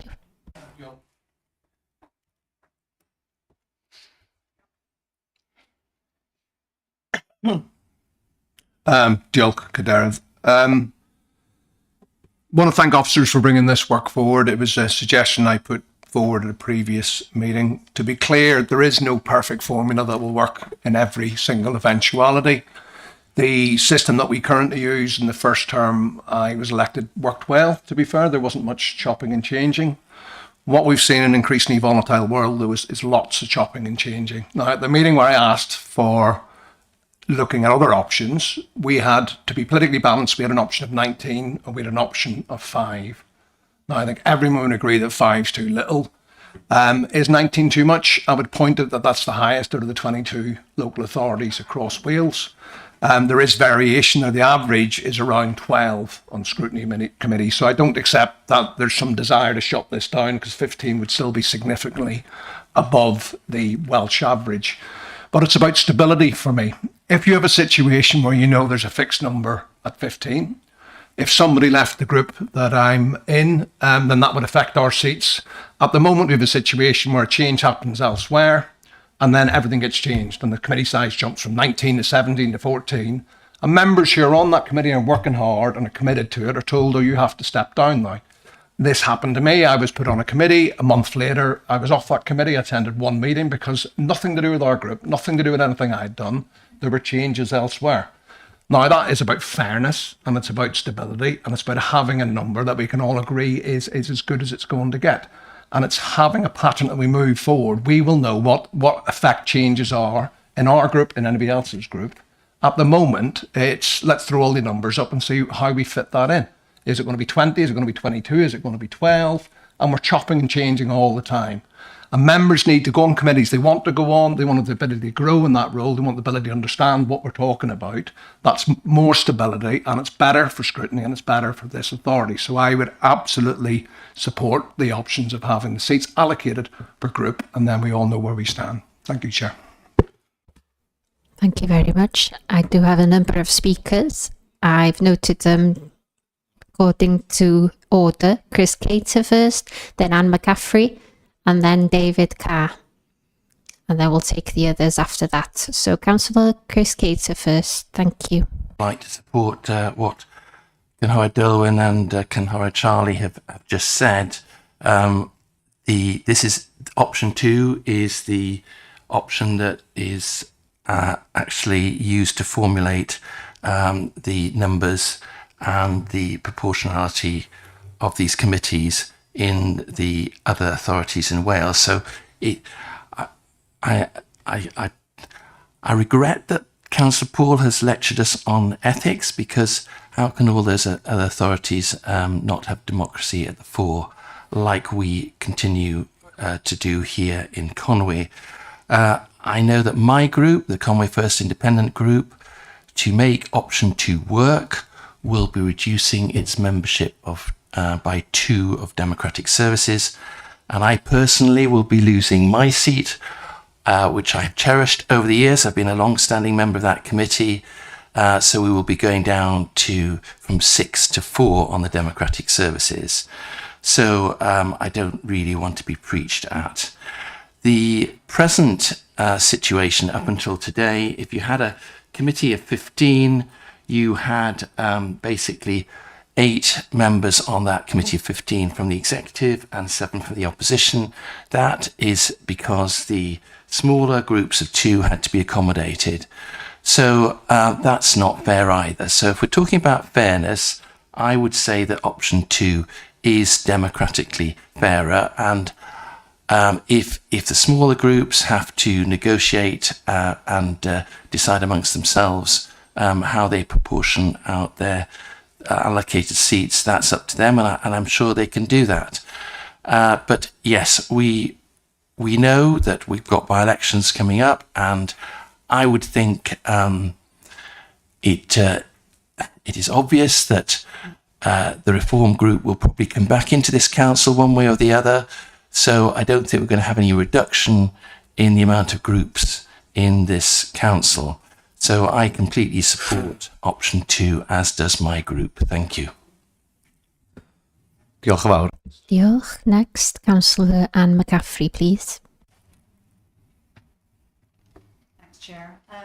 I don't support this option. I think it undermines democracy personally. But I'd really like to be clear for any residents watching as well as members here this morning. There is no Welsh Government instruction or guidance to reduce or limit the size of our committees. It is this administration's choice and preference to do so. Equally, there are no financial savings in this change to be had, but there are risks to governance and to scrutiny, in my view. I've worked hard in this council over the last 4 years as a member of the Allied Independents, a small group of 2. And today, we haven't changed. We've been consistent. Nobody's left. Nobody's joined. We haven't disrupted. To date, we've enjoyed and had allocated seats on all 4 scrutiny committees. We've been strong and informed voices therein. The proposed arrangements reduce by 50% the membership for small groups. I see reducing committee sizes as an own goal for us. It reduces the workload of backbenchers. Don't think residents would be keen on that. It gags strong voices so there is less challenge and less questions. It discriminates and blocks the contribution of members of smaller groups. During this council, as Paul has referred to, there has been 21% churn in members, and that's the 3 groups within the administration, more or less, not completely, but more or less. So there's a certain irony that these same groups with churn are the ones who want to drive this change. And, you know, proposing to dilute democracy to solve that issue is actually quite shaming and shameful, I think. When the Senedd, as we can see, has just increased their membership by 60%, why are we so keen to reduce our members' opportunity to engage by 21%? Residents don't want councillors to work less hard within this council. Residents want their elected representatives to work harder and produce better outcomes for them and their families. But if this proposal does succeed, I've got a couple of proposals I think it's important to make.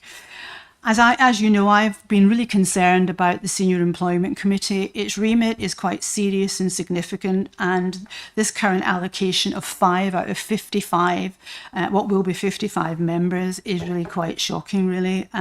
So I would like to propose that given the remit of the committee, we need more voices and perspective on the Senior Employment Committee, not on the other subcommittees. But I don't understand why this administration wants to operate in this controlling and non-inclusive way. I really don't get it. It feels like a kind of gerrymandering, i.e. undermining democratic representation by minimising opposition groups' influence on outcomes. So my proposal is this. The Senior Employment Committee needs to be politically balanced, equally like the others, at 15 to restore member trust and confidence in the committee's ability to represent all 55 members in its serious and significant work. And Chair, maybe just a bit of advice before I finish. I have got a proposal to make on working groups, but does that fit here, or are we going to be looking at that separately? No ni cymryd. We'll take that separately. Just bring in Matt, neither da Matt Giorgio i mewn wan in. I'll bring in Matt Giorgio now.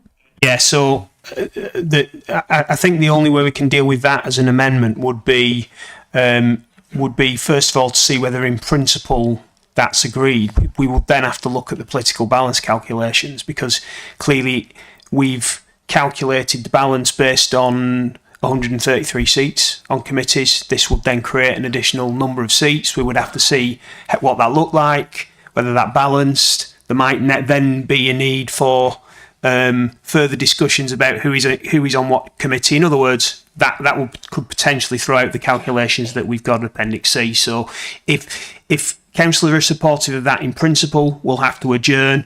We'll have to go and look at that, see what that looks like, and come back and advise. So first of all, we see if there's a second to that, and then if members want to discuss that, if it's seconded as an amendment. And a question, Chair, about are we looking here at the working groups, or is that going to be taken as a separate item? Yes. Thanks very much. Yeah, I'd like to second Anne's proposal. Felly mae gennym ni So we have a seconder to Councillor Anne McCaffrey's proposal. Paul Lucock.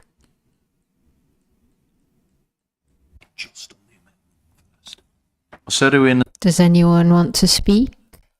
I know there are a number of speakers. I do have your names and I'll be coming to you in a moment. Does anyone want to speak on the amendment that Anne McCaffrey has proposed. Anyone want to speak? Councillor Chris Cater. We had this debate at length at the last council meeting, and we decided to stick with the number 5. I mean, the appointment, well, the candidates going to the senior appointment committee, the successful candidates, that they have to go through to the next phase. They have to come to full council for full approval. And we had this with the chief executive's appointment. We had presentations by 3 candidates, and it was up to full council to actually determine who the new chief executive would be. So I don't think this is anti-democratic. I think it's important to have a small focus committee going through applicants and so on. So I would support staying at 5. As I say, we had this debate last time and we decided to stick with 5. Anyone else want to speak on the amendment, please? As I said, I do have the names of others who wish to speak. Paul? Okay.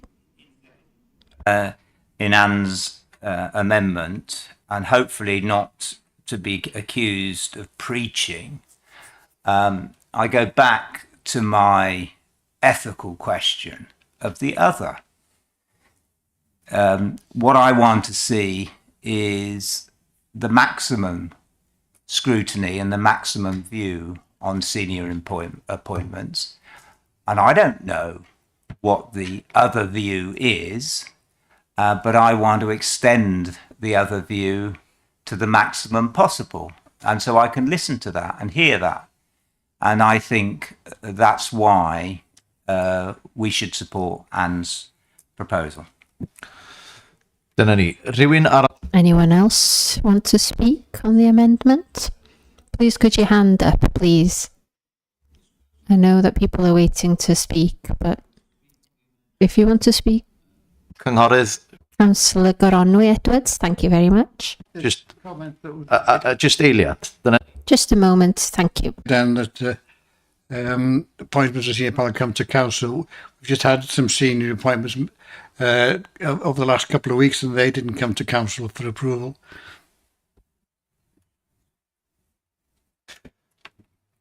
Okay, thank you very much. Councillor Anne McCaffrey has spoken and proposed. She doesn't have a right to speak again. Councillor Dilwyn Roberts has a right to respond to the original proposal, and then we will go to a vote. Yeah. So So a right to respond to the amendment. Councillor Dilwyn, yep, I will respond. I haven't heard anything that's going to make me change my mind. And we need to remember that we have had a lengthy discussion in the council about this. So I'm certain on this proposal that I've made originally. Okay, just to verify, no one else wants to speak on the amendment? Councillor Redhead, thank you. Apologies, no, it wasn't on the amendment, it was on the agenda. Okay, we're going to move on to the vote. I'm going to ask Anne McCaffrey. Councillor David Card, do you want to speak on the amendment? I know that you're waiting for a while to speak, and there are others as well. Do you want to speak on the amendment? I've been waiting quite a while. I want to speak on the original proposal. Okay. Hold on. We do have Sian O'Grady, Nigel Smith, Hannah Fleet, Gwynol Ellis. Number one to speak. And they have waited patiently there. But if you don't want to speak on the amendment, you'll have your turn in a moment. We want to have a bit of organisation here.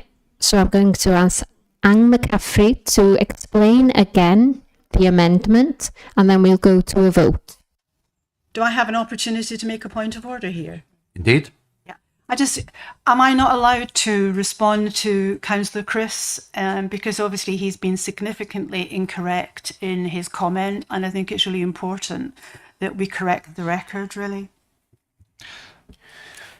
A right of reply applies if there is something that's been misunderstood or incorrect in terms of what you've said, but that's not about putting forward a different argument, of course, Chair. That's just a correction as to something that's been misunderstood in what you've said. That's where there's a right of reply. So if another member incorrectly speaks, they can't be corrected. If they've incorrectly represented something that you said, there's a right of reply.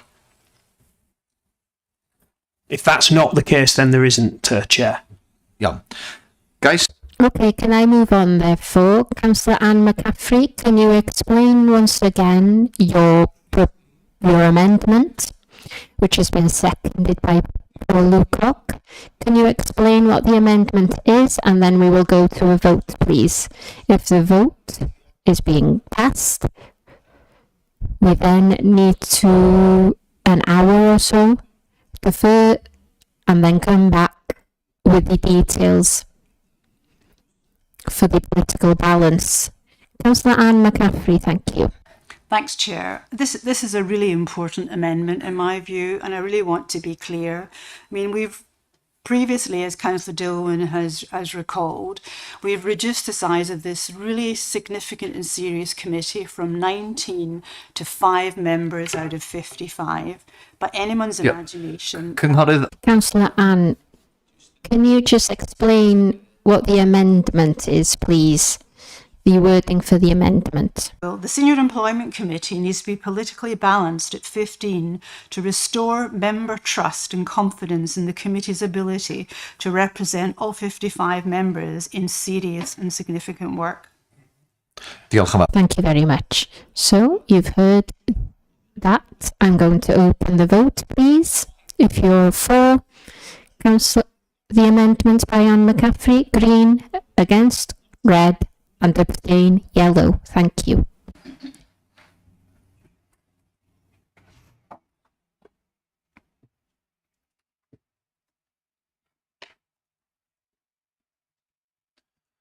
Thank you very much. We can close the vote now, please. So 6 for, 37 against, and 2 abstentions. So we'll move on now. We'll go on with the discussion. The next to speak, you've been waiting patiently. Thank you very much, David Carr. Yeah, thank you, Chair. Yeah, I'm a bit of a dilemma on this because I want as many people on those committees because that's what the public expect. You know, we get the remuneration and they expect us, you know, to sit on these committees. But on the other hand, the proposal put forward for the fixed number of 15 does actually give seats to non-aligned members, whereas the other proposal doesn't. So it's a bit of a dilemma, really, for me, you know. But I do want the committee sizes to be as large to accommodate everybody. Understand, I don't want people left out. So I'm going to be voting for the fixed 15 sort of number for the committees, because it does actually, for the first time, allow non-aligned members to be able to be represented in those committees. The only question I want to ask, if someone can answer it to me, is what happens when 2 new councillors are elected? How will that affect the people that have currently got places on the committees? If someone can answer that, I'd be grateful. Okay, thank you very much. I'll call on the monitoring officer. Equivocally, Chair, because there are a number of different ways that might affect the need to look at political balance, of course, but we will need to look at it again. Okay, thank you very much. I need to verify with the councillors, do they still want to speak? The next would have been Sian O'Grady. Would you like to speak? Please press your button, thank you.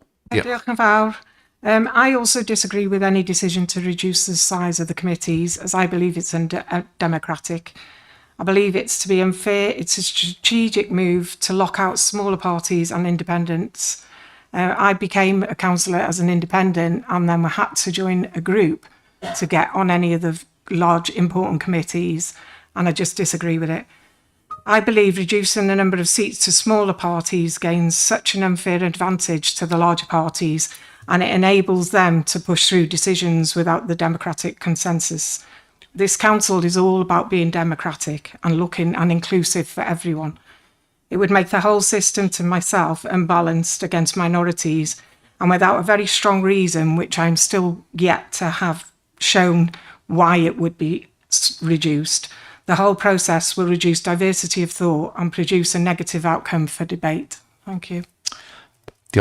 Thank you very much. The next to speak is Councillor Nigel Smith, and after that will be Councillor Hannah Fleet. Thank you. Edith. Well, I have always spoke about reducing the numbers of councillors on scrutiny.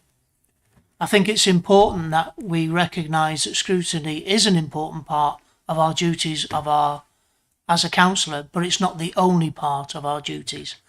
And even if you're not a member of a committee, you can still attend, as everybody well knows, and question the officers. So what we're talking about here is a reduction in numbers to 15, but the political balance is balanced. So I'm going to be supporting this proposal. Thank you. Diolch yn fawr. Thank you very much. And the next to speak is Councillor Anna Fleet. So we too have come across members that have lost their seats because at the whim of other people moving around, we've had to have really well-informed and established members of a committee having stepped down from a committee, which seems particularly unfair, and a loss of expertise to Conwy as an authority. I like the fact that it allows those members that haven't managed to find a group that want to take them on or work with them to still be able to be involved in the democratic process. I think that's very positive. Effectively, if you look at the numbers, it's people on cabinet can't be on scrutiny committees, so it allows those people, everybody else that has been elected to be representative, to actually be able to then take their part within scrutiny committees, and it allows, maths works out roughly that everybody gets 2 or 3 seats on something, which I think is more valuable than a few people going on 4 or 5 things and other people not doing anything. I personally believe if you get elected by your residents, that you should be serving on committees, you should be serving on scrutiny committees, you should be part of that democratic process. I think that's what our residents have elected us for. And I do find there's some members that don't appear to actually be on any committees. I think that's a real shame. They're missing out. I think the residents are missing out. I want to take issue with what Paul said, though. Paul sort of, he's got that luxurious situation of having all the time in the world, because he can actually sit on 4 or 5, at committees, attend and come and speak to lots of them. And I think that's a real privilege for him, and that's great that he gets to enjoy that situation. But to then view other people who don't take up more than 2 or 3 roles, I think that's a bit negative, because we want our council to reflect our residents and to allow anybody to be able to come and be a councillor. So that will include people with parenting responsibilities, caring responsibilities, that are still needing to work to feed their families and to pay their mortgages. And I think it's important that we allow those people to be actually serving on our council. So I didn't like that comment that came from him, that was having a go really at those people that are maybe spinning a few plates to be able to be here, but they still feel it's important to be here and represent their residents. I'm in favour of the proposal of the 15, and that it stays at that, and that we avoid all this messing about that goes on every now and again. Diolch yn fawr. Nesau. Thank you very much. Next to speak is Councillor Gwenol Ellis, and then Kay Redhead. Thank you, Chair. I'm speaking as the leader for the group, Plaid Conwy and Green. We as a group will be supporting option 2, and I'll speak English now directly to respond to what Councillor Paul Lucock has said. I want to challenge the claim made by Councillor Paul Lucock regarding Plaid Conwy and Plaid Werdd unable to fill seats. This is totally untrue. We have been able to fill all our seats for the last 4 years, and no doubt even before then. So I want people watching at home to be reassured that we are not skirting our responsibilities. We have been accused today and in the past of not scrutinising or criticising, which is a very negative word. We're a respectful group of councillors and treat all officers with respect whilst doing their work. Some councillors insist on criticising in all meetings, often repeating themselves and regardless of whether they're members or not, and will no doubt continue to do so regardless of committee sizes. Thank you.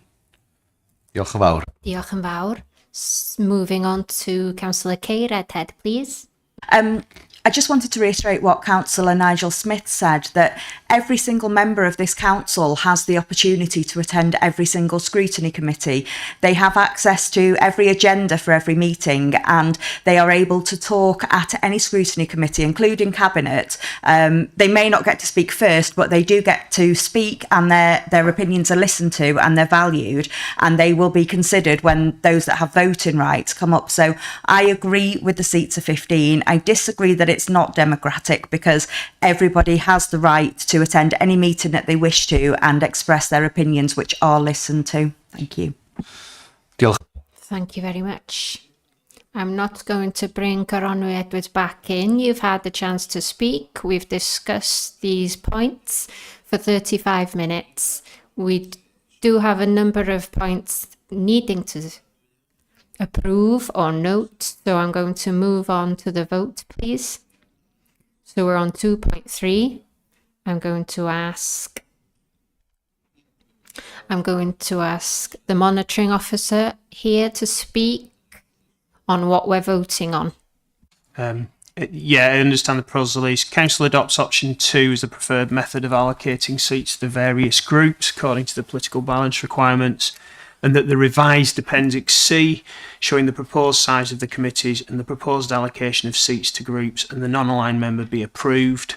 And following that, a decision's been made on how seats should be allocated to the various groups. Group leaders will be requested to confirm the membership on those committees and any changes required.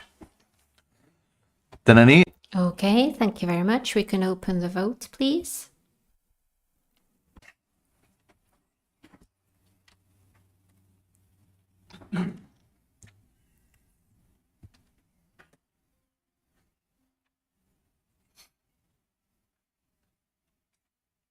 Dyna ni, gawn ni. Can we close the vote, please? A dyna fo. And there we are, 38 for, 5 against and 2 abstentions. Thank you very much. We'll move on with the Councillor Daelwyn Roberts, 2.5. Thank you very much, Chair. So Standards Committee is the next. This is in addition to the original report, as former Councillor Louise Emery has resigned her seat, creating a vacancy on the Standards Committee. The only limitation in terms of appointing a replacement is contained within the Council's constitution, which states that any member appointed to the Standards Committee should not be from the same political group.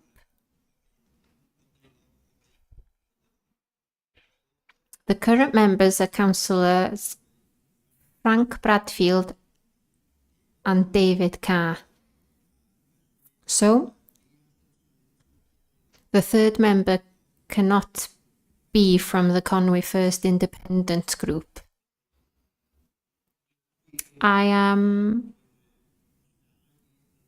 If I can propose here a name to move on, Chair, can I propose Councillor Nia Owen, please?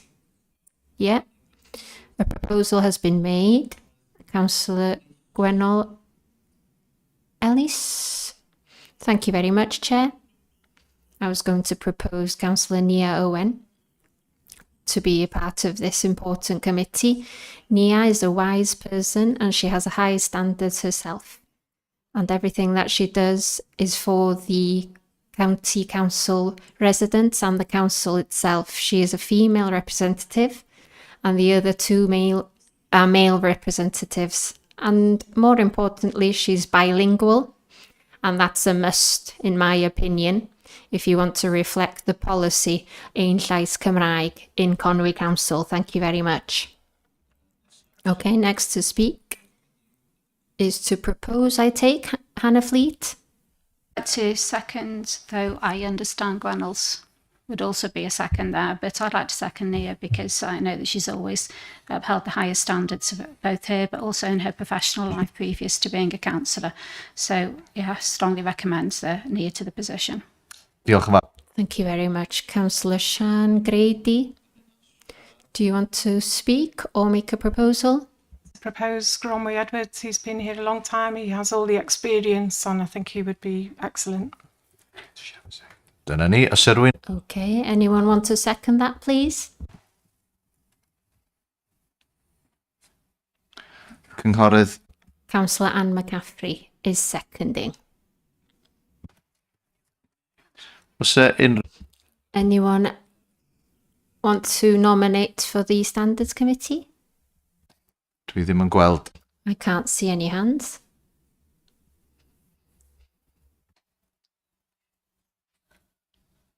Felly dyma fydd y drefn. So this is what we're going to do. We're going to vote electronically. Green for Goronwy. Red for Nia. Although Plaid Cymru is green, we're just going opposing now. So green for Goronwy. Red for Councillor Nia. And we'll open the vote, please. You had the chance.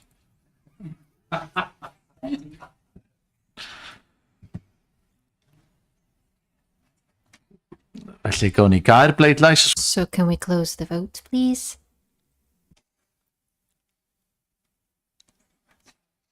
Felly 5 o... 5 for Goronwy, 39 for Nia, and 1 abstention. So thank you very much. Ymlaen â ni. Na ni, diolch Cadeirydd. Thank you, Chair. We go on to the Democratic Services Committee. The Council need to appoint the membership of the Democratic Services as well, and appoint a chair. The chair must not be a member of any political group represented on the executive.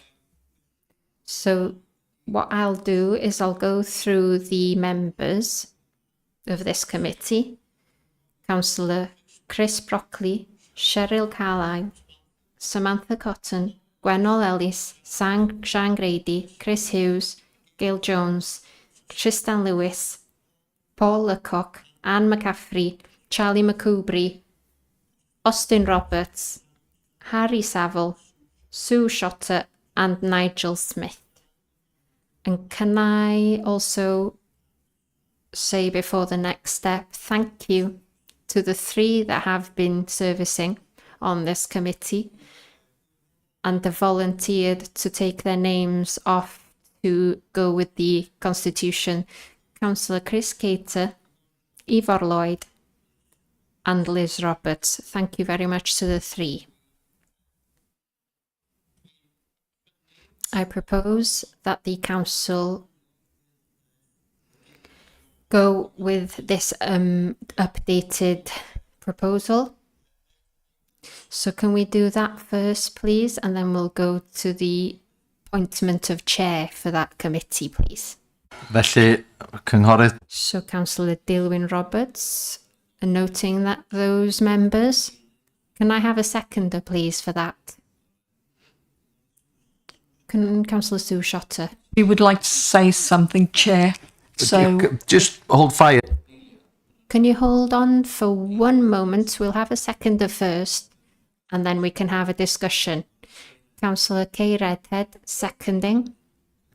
Councillor Sue Shotter, thank you. just to let you know that I'm actually coming off the Democratic Service Committees, and Councillor Simon Croft will be going on to replace me, and I'll be going on to the social care. Diolch yn fawr.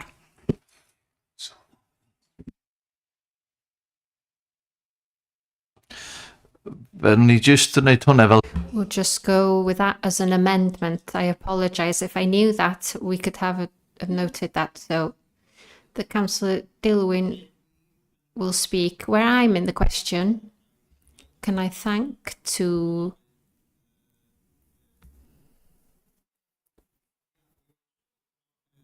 Can I thank Councillor Simon for going on the committee instead of Sue Shotter? Can I thank you, Sue, for your service? And where I'm in the question, that doesn't change my proposal. I'm happy with those names. Is everyone happy with that? Could you just show of hands, please? Anyone against? Okay, thank you. We're looking now as for a chair. We're all happy with that. Yeah, okay. We need to have a chair for this Democratic Services Committee. Can I give that to you, please, Chair? So I'm looking for a nomination for Chair for the Democratic Services Committee. Can I have a name, please? Cynghorydd. Councillor Chris Cater. Thank you, Chairman. I would like to propose Councillor Harry Saville, who's chaired the committee very ably and also arranges the Member Development and Information Fora, and that's been chaired very astutely as well and fairly, and you've got really good items on the agenda for that, for members. So I have confidence and would like you to be reappointed. Thank you, Harry. Diolch yn fawr. Cynghorydd. Thank you. Councillor Cheryl Carlisle. Diolch, Cadeirydd, and congratulations to yourself and Councillor Austin. I'd like to second Councillor Chris's proposal for Councillor Harry. We all know how good he is at democratic service things, as we've seen this morning already. So, diolch. Diolch yn fawr. Thank you very much. Councillor David Carr. Yeah, thank you, Chair. I would like to take this opportunity now to actually reply to, because Councillor Saville's been answered, to actually say that I didn't do the things that he actually... No, we're not discussing this now, David Carr. We're on the appointment of chair. Is there any other nomination? Make personal attacks in this council and make personal attacks on me that were not true. I wouldn't want something like that. Right, go. Okay, do we have any other nominations, please, for the appointment of chair? Okay, we'll open the vote, please.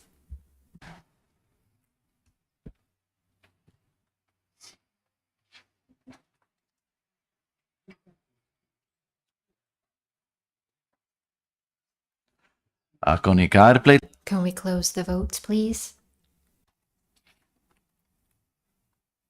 Felly, 41 o... 41 for, 1 against, and 1 abstention. So there we are. Thank you very much. Moving on to the Governance and Audit Committee, going back to Councillor Dilwyn Roberts. Congratulations to Councillor Harry Saville. So the Governance and Audit Committee, the size of the Governance and Audit Committee is set at a static number of 12 members. So 8 councillors and 4 lay members. Therefore, Council will need to appoint 8 elected members. I propose that the Council appoints the following members to the Governance and Audit Committee. Councillors Sam Cotton, Gareth Jones, Stephen Price, Liz Roberts, Sue Shotter, Michael Smith and Andrew Wood, and also Austin Roberts. Yes, okay. That's the proposal. Could I have a seconder, please? Councillor Stephen Price, seconding. Ag felly, mi nawn ni. So we'll go to a vote, please. Open the vote, please. Wel, da ni di agor y bleidlais. We've opened the vote. Councillor Paul will come to you in a minute. I'm able to make an amendment to that. Da ni wedi agor y... We've opened the vote. You're a bit too late there. People have voted, I'm afraid. Can we close the vote, please?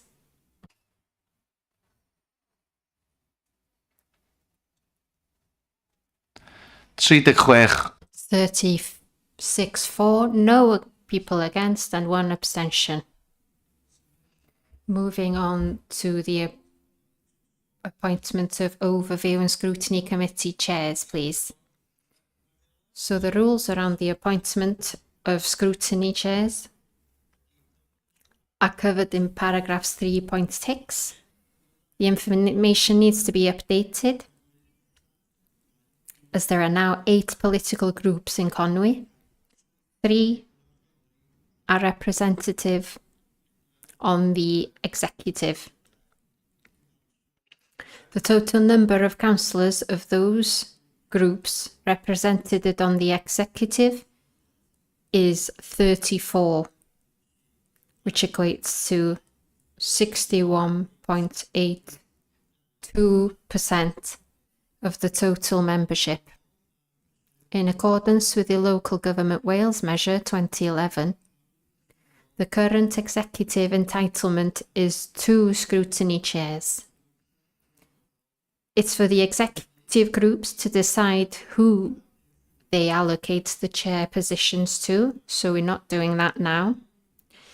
The remaining 2 scrutiny chairs are then to be allocated to opposition groups on a proportional basis, based on the opposition group's numerical strength within the combined total of opposition groups. Conwy's constitution also stipulates that the leader of the largest opposition group is the chair of the Finance and Resources Scrutiny Committee.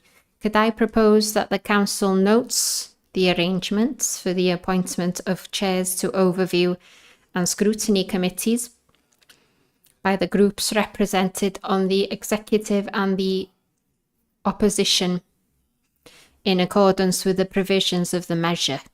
Thank you, Chair. Diolch yn fawr iawn. Thank you very much. There's a proposal. We're on 2.8. So Councillor Dilwyn Roberts proposing. Could I have a seconder, please? Councillor Austin Roberts. Any other proposals or amendments? Nag oes. No. So we're going to vote on 2.8.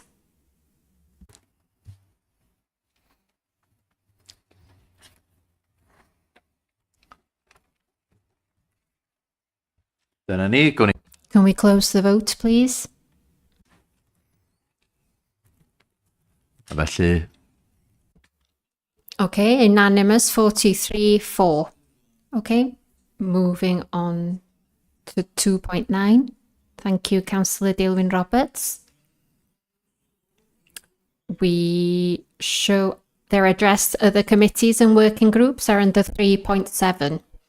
In respect of the Conwy Harbour Advisory Committee, I propose that Councillors Samantha Cotton, Goronwy Edwards, Sian Grady, Julie Fallon and Sue Shotter are reappointed to the committee for another year. Okay, that's the proposal. Those councillors listed. Can we open the vote, please?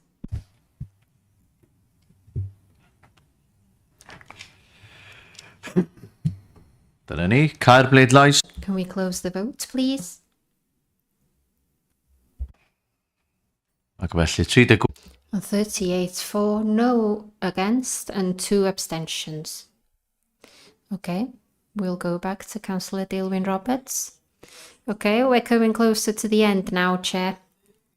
So we'll go to the other working groups within the council.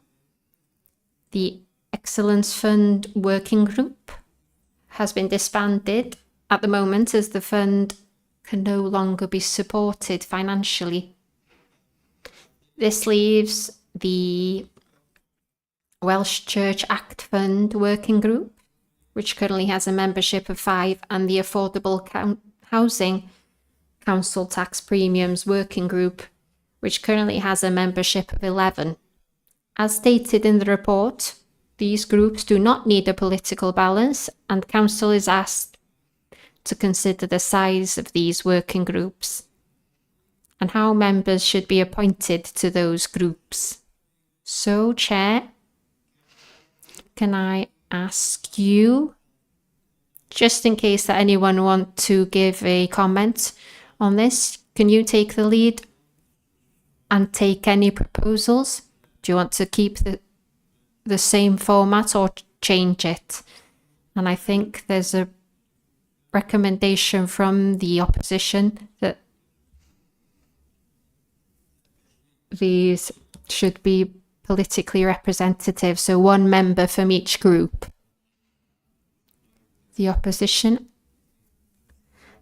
think that these should be political representative, so one member from each group. Is there a proposal for this or any other proposal? Councillor Anne McCaffrey.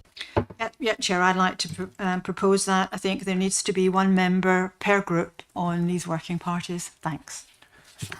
Mae sure We need a seconder for this, please. Councillor Goronwy Edwards. Any other proposals, please? Cynghorydd Chris Cater. Councillor Chris Cater. Yeah, I think the Affordable Housing Council Tax Premium Working Group 11, the size of 11, how was that decided? Was that politically balanced at the time or politically representative at the time? And if I could ask the Matt, if we went for politically balanced, would we have to increase that to 15 with the present group membership that we're talking about today? Ga I ddod ar swyddog monitro I mewn? Diolch. I bring the monitoring officer in, please. Yeah, in terms of the size of the committee, I'd have to have a look at how we'd need to calculate that. It was politically balanced at the time, though, I believe. So yeah, because if it's currently 11. I'll need to check whether that balance is at 11. We're just politically balanced at 11, yeah, and that's how it was. That's how it was done last time. And obviously, there's advantage of having politically balanced because that's the democratic way, isn't it? If you had as we had prior to today, 4 groups of 2, they would each have a representative each on these working groups. So that does skew things. However, I do understand that we want a decent size of committee for that affordable housing working group. If we went up to increase that so that it could be politically balanced rather than representative, I would be much happier and propose that. Ga I droi eto at y swyddog monitro? Can I ask the monitoring officer for an explanation, please? Well, I think we need to take the proposal that it's politically representative and move from there. Yeah. Any cynghorydd? Okay. No one else wants to speak, I don't think. Okay. Councillor Chris Hughes, sorry. Some clarity, Chair. I think Anne moved that all of the committees should be politically representative. So that means we're going to have to take these individually if there is a intention for one of them to be politically balanced. No, this is just the 2 bodies that were... Tai fforddiadwy a Chronfawr yeah. So we're looking at Welsh Church Act Fund Working Group and Affordable Housing Working Group. Calculation. If this was to be politically balanced, it would have to be 5 or 16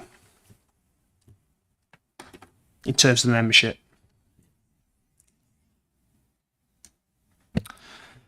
Okay. I do apologise. Can I just confirm, is there going to be an amendment from Councillor Chris Cater? I think, yeah, actually, that can be dealt with as an amendment. That can be dealt with as an amendment. There's a current proposal to to deal with this politically representative in appointing those bodies, but it can be dealt with an amendment to have that politically balanced, but there would have to be a proposal in terms of the size, based on what I've just said, which is essentially 5 or 16. Can I come back then? I don't think we need to have 16 on the Welsh Church Act Fund Working Group, but I would suggest that we went for 16 for the affordable housing, so that it was politically balanced rather than politically representative. A ma' hwnna yn welliant. Now that's an amendment, yeah. Groups a seat on that particular working group, and I think it is an important working group because we've seen the implications of recent decisions around council tax premiums, and I think it's important that all groups are on that, but it's politically balanced. Iawn, mae gennau So I have a proposal, an amendment, sorry, from Councillor Chris Cater. Do we have a seconder? Councillor Mike Priestley. So we'll go for this amendment, please. And can we open the vote, please?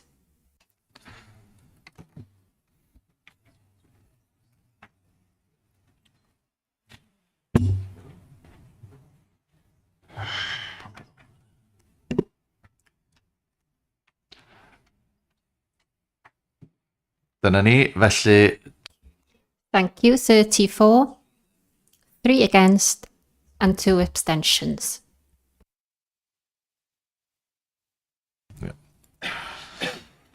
felly No further amendments. ia, does e ddim So there aren't any further amendments coming from the floor here? Nope. So we'll go into a vote again, please, to note that. So can we open the vote, please? Understand what we're voting for? Can you just be clear? Chair, thanks. Of course. Okay. Carried, and that was essentially for the affordable housing working group to be politically balanced at 16. That was carried. There were no further amendments, so we now need to confirm that as the main, voting on that as the main motion. Okay, thanks for the clarity. Diolch yn fawr, felly gawn ni agor y bleidlais. Okay, can we open the vote, please?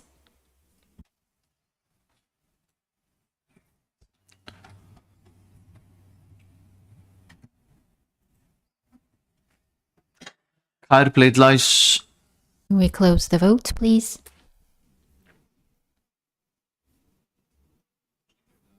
(39-4) and 2 abstentions. So Councillor Dalewyn Roberts again.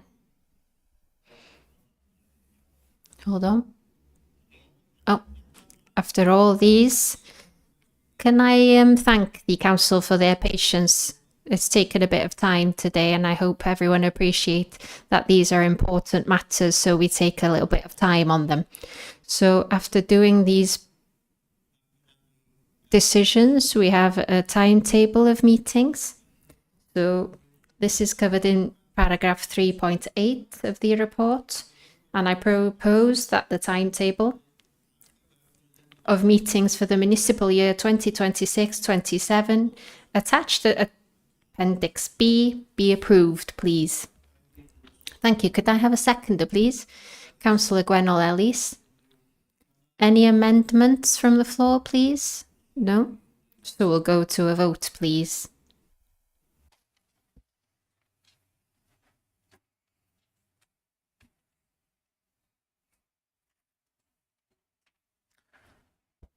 Okay, can we close the vote, please?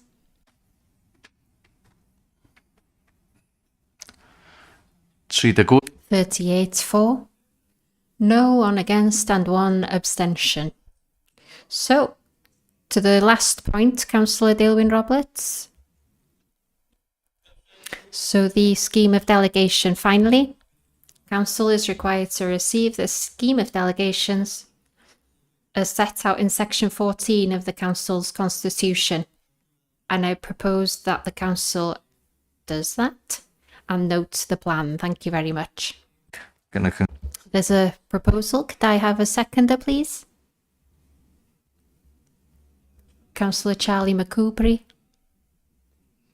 And any comments or amendments? No. So we'll go to a vote.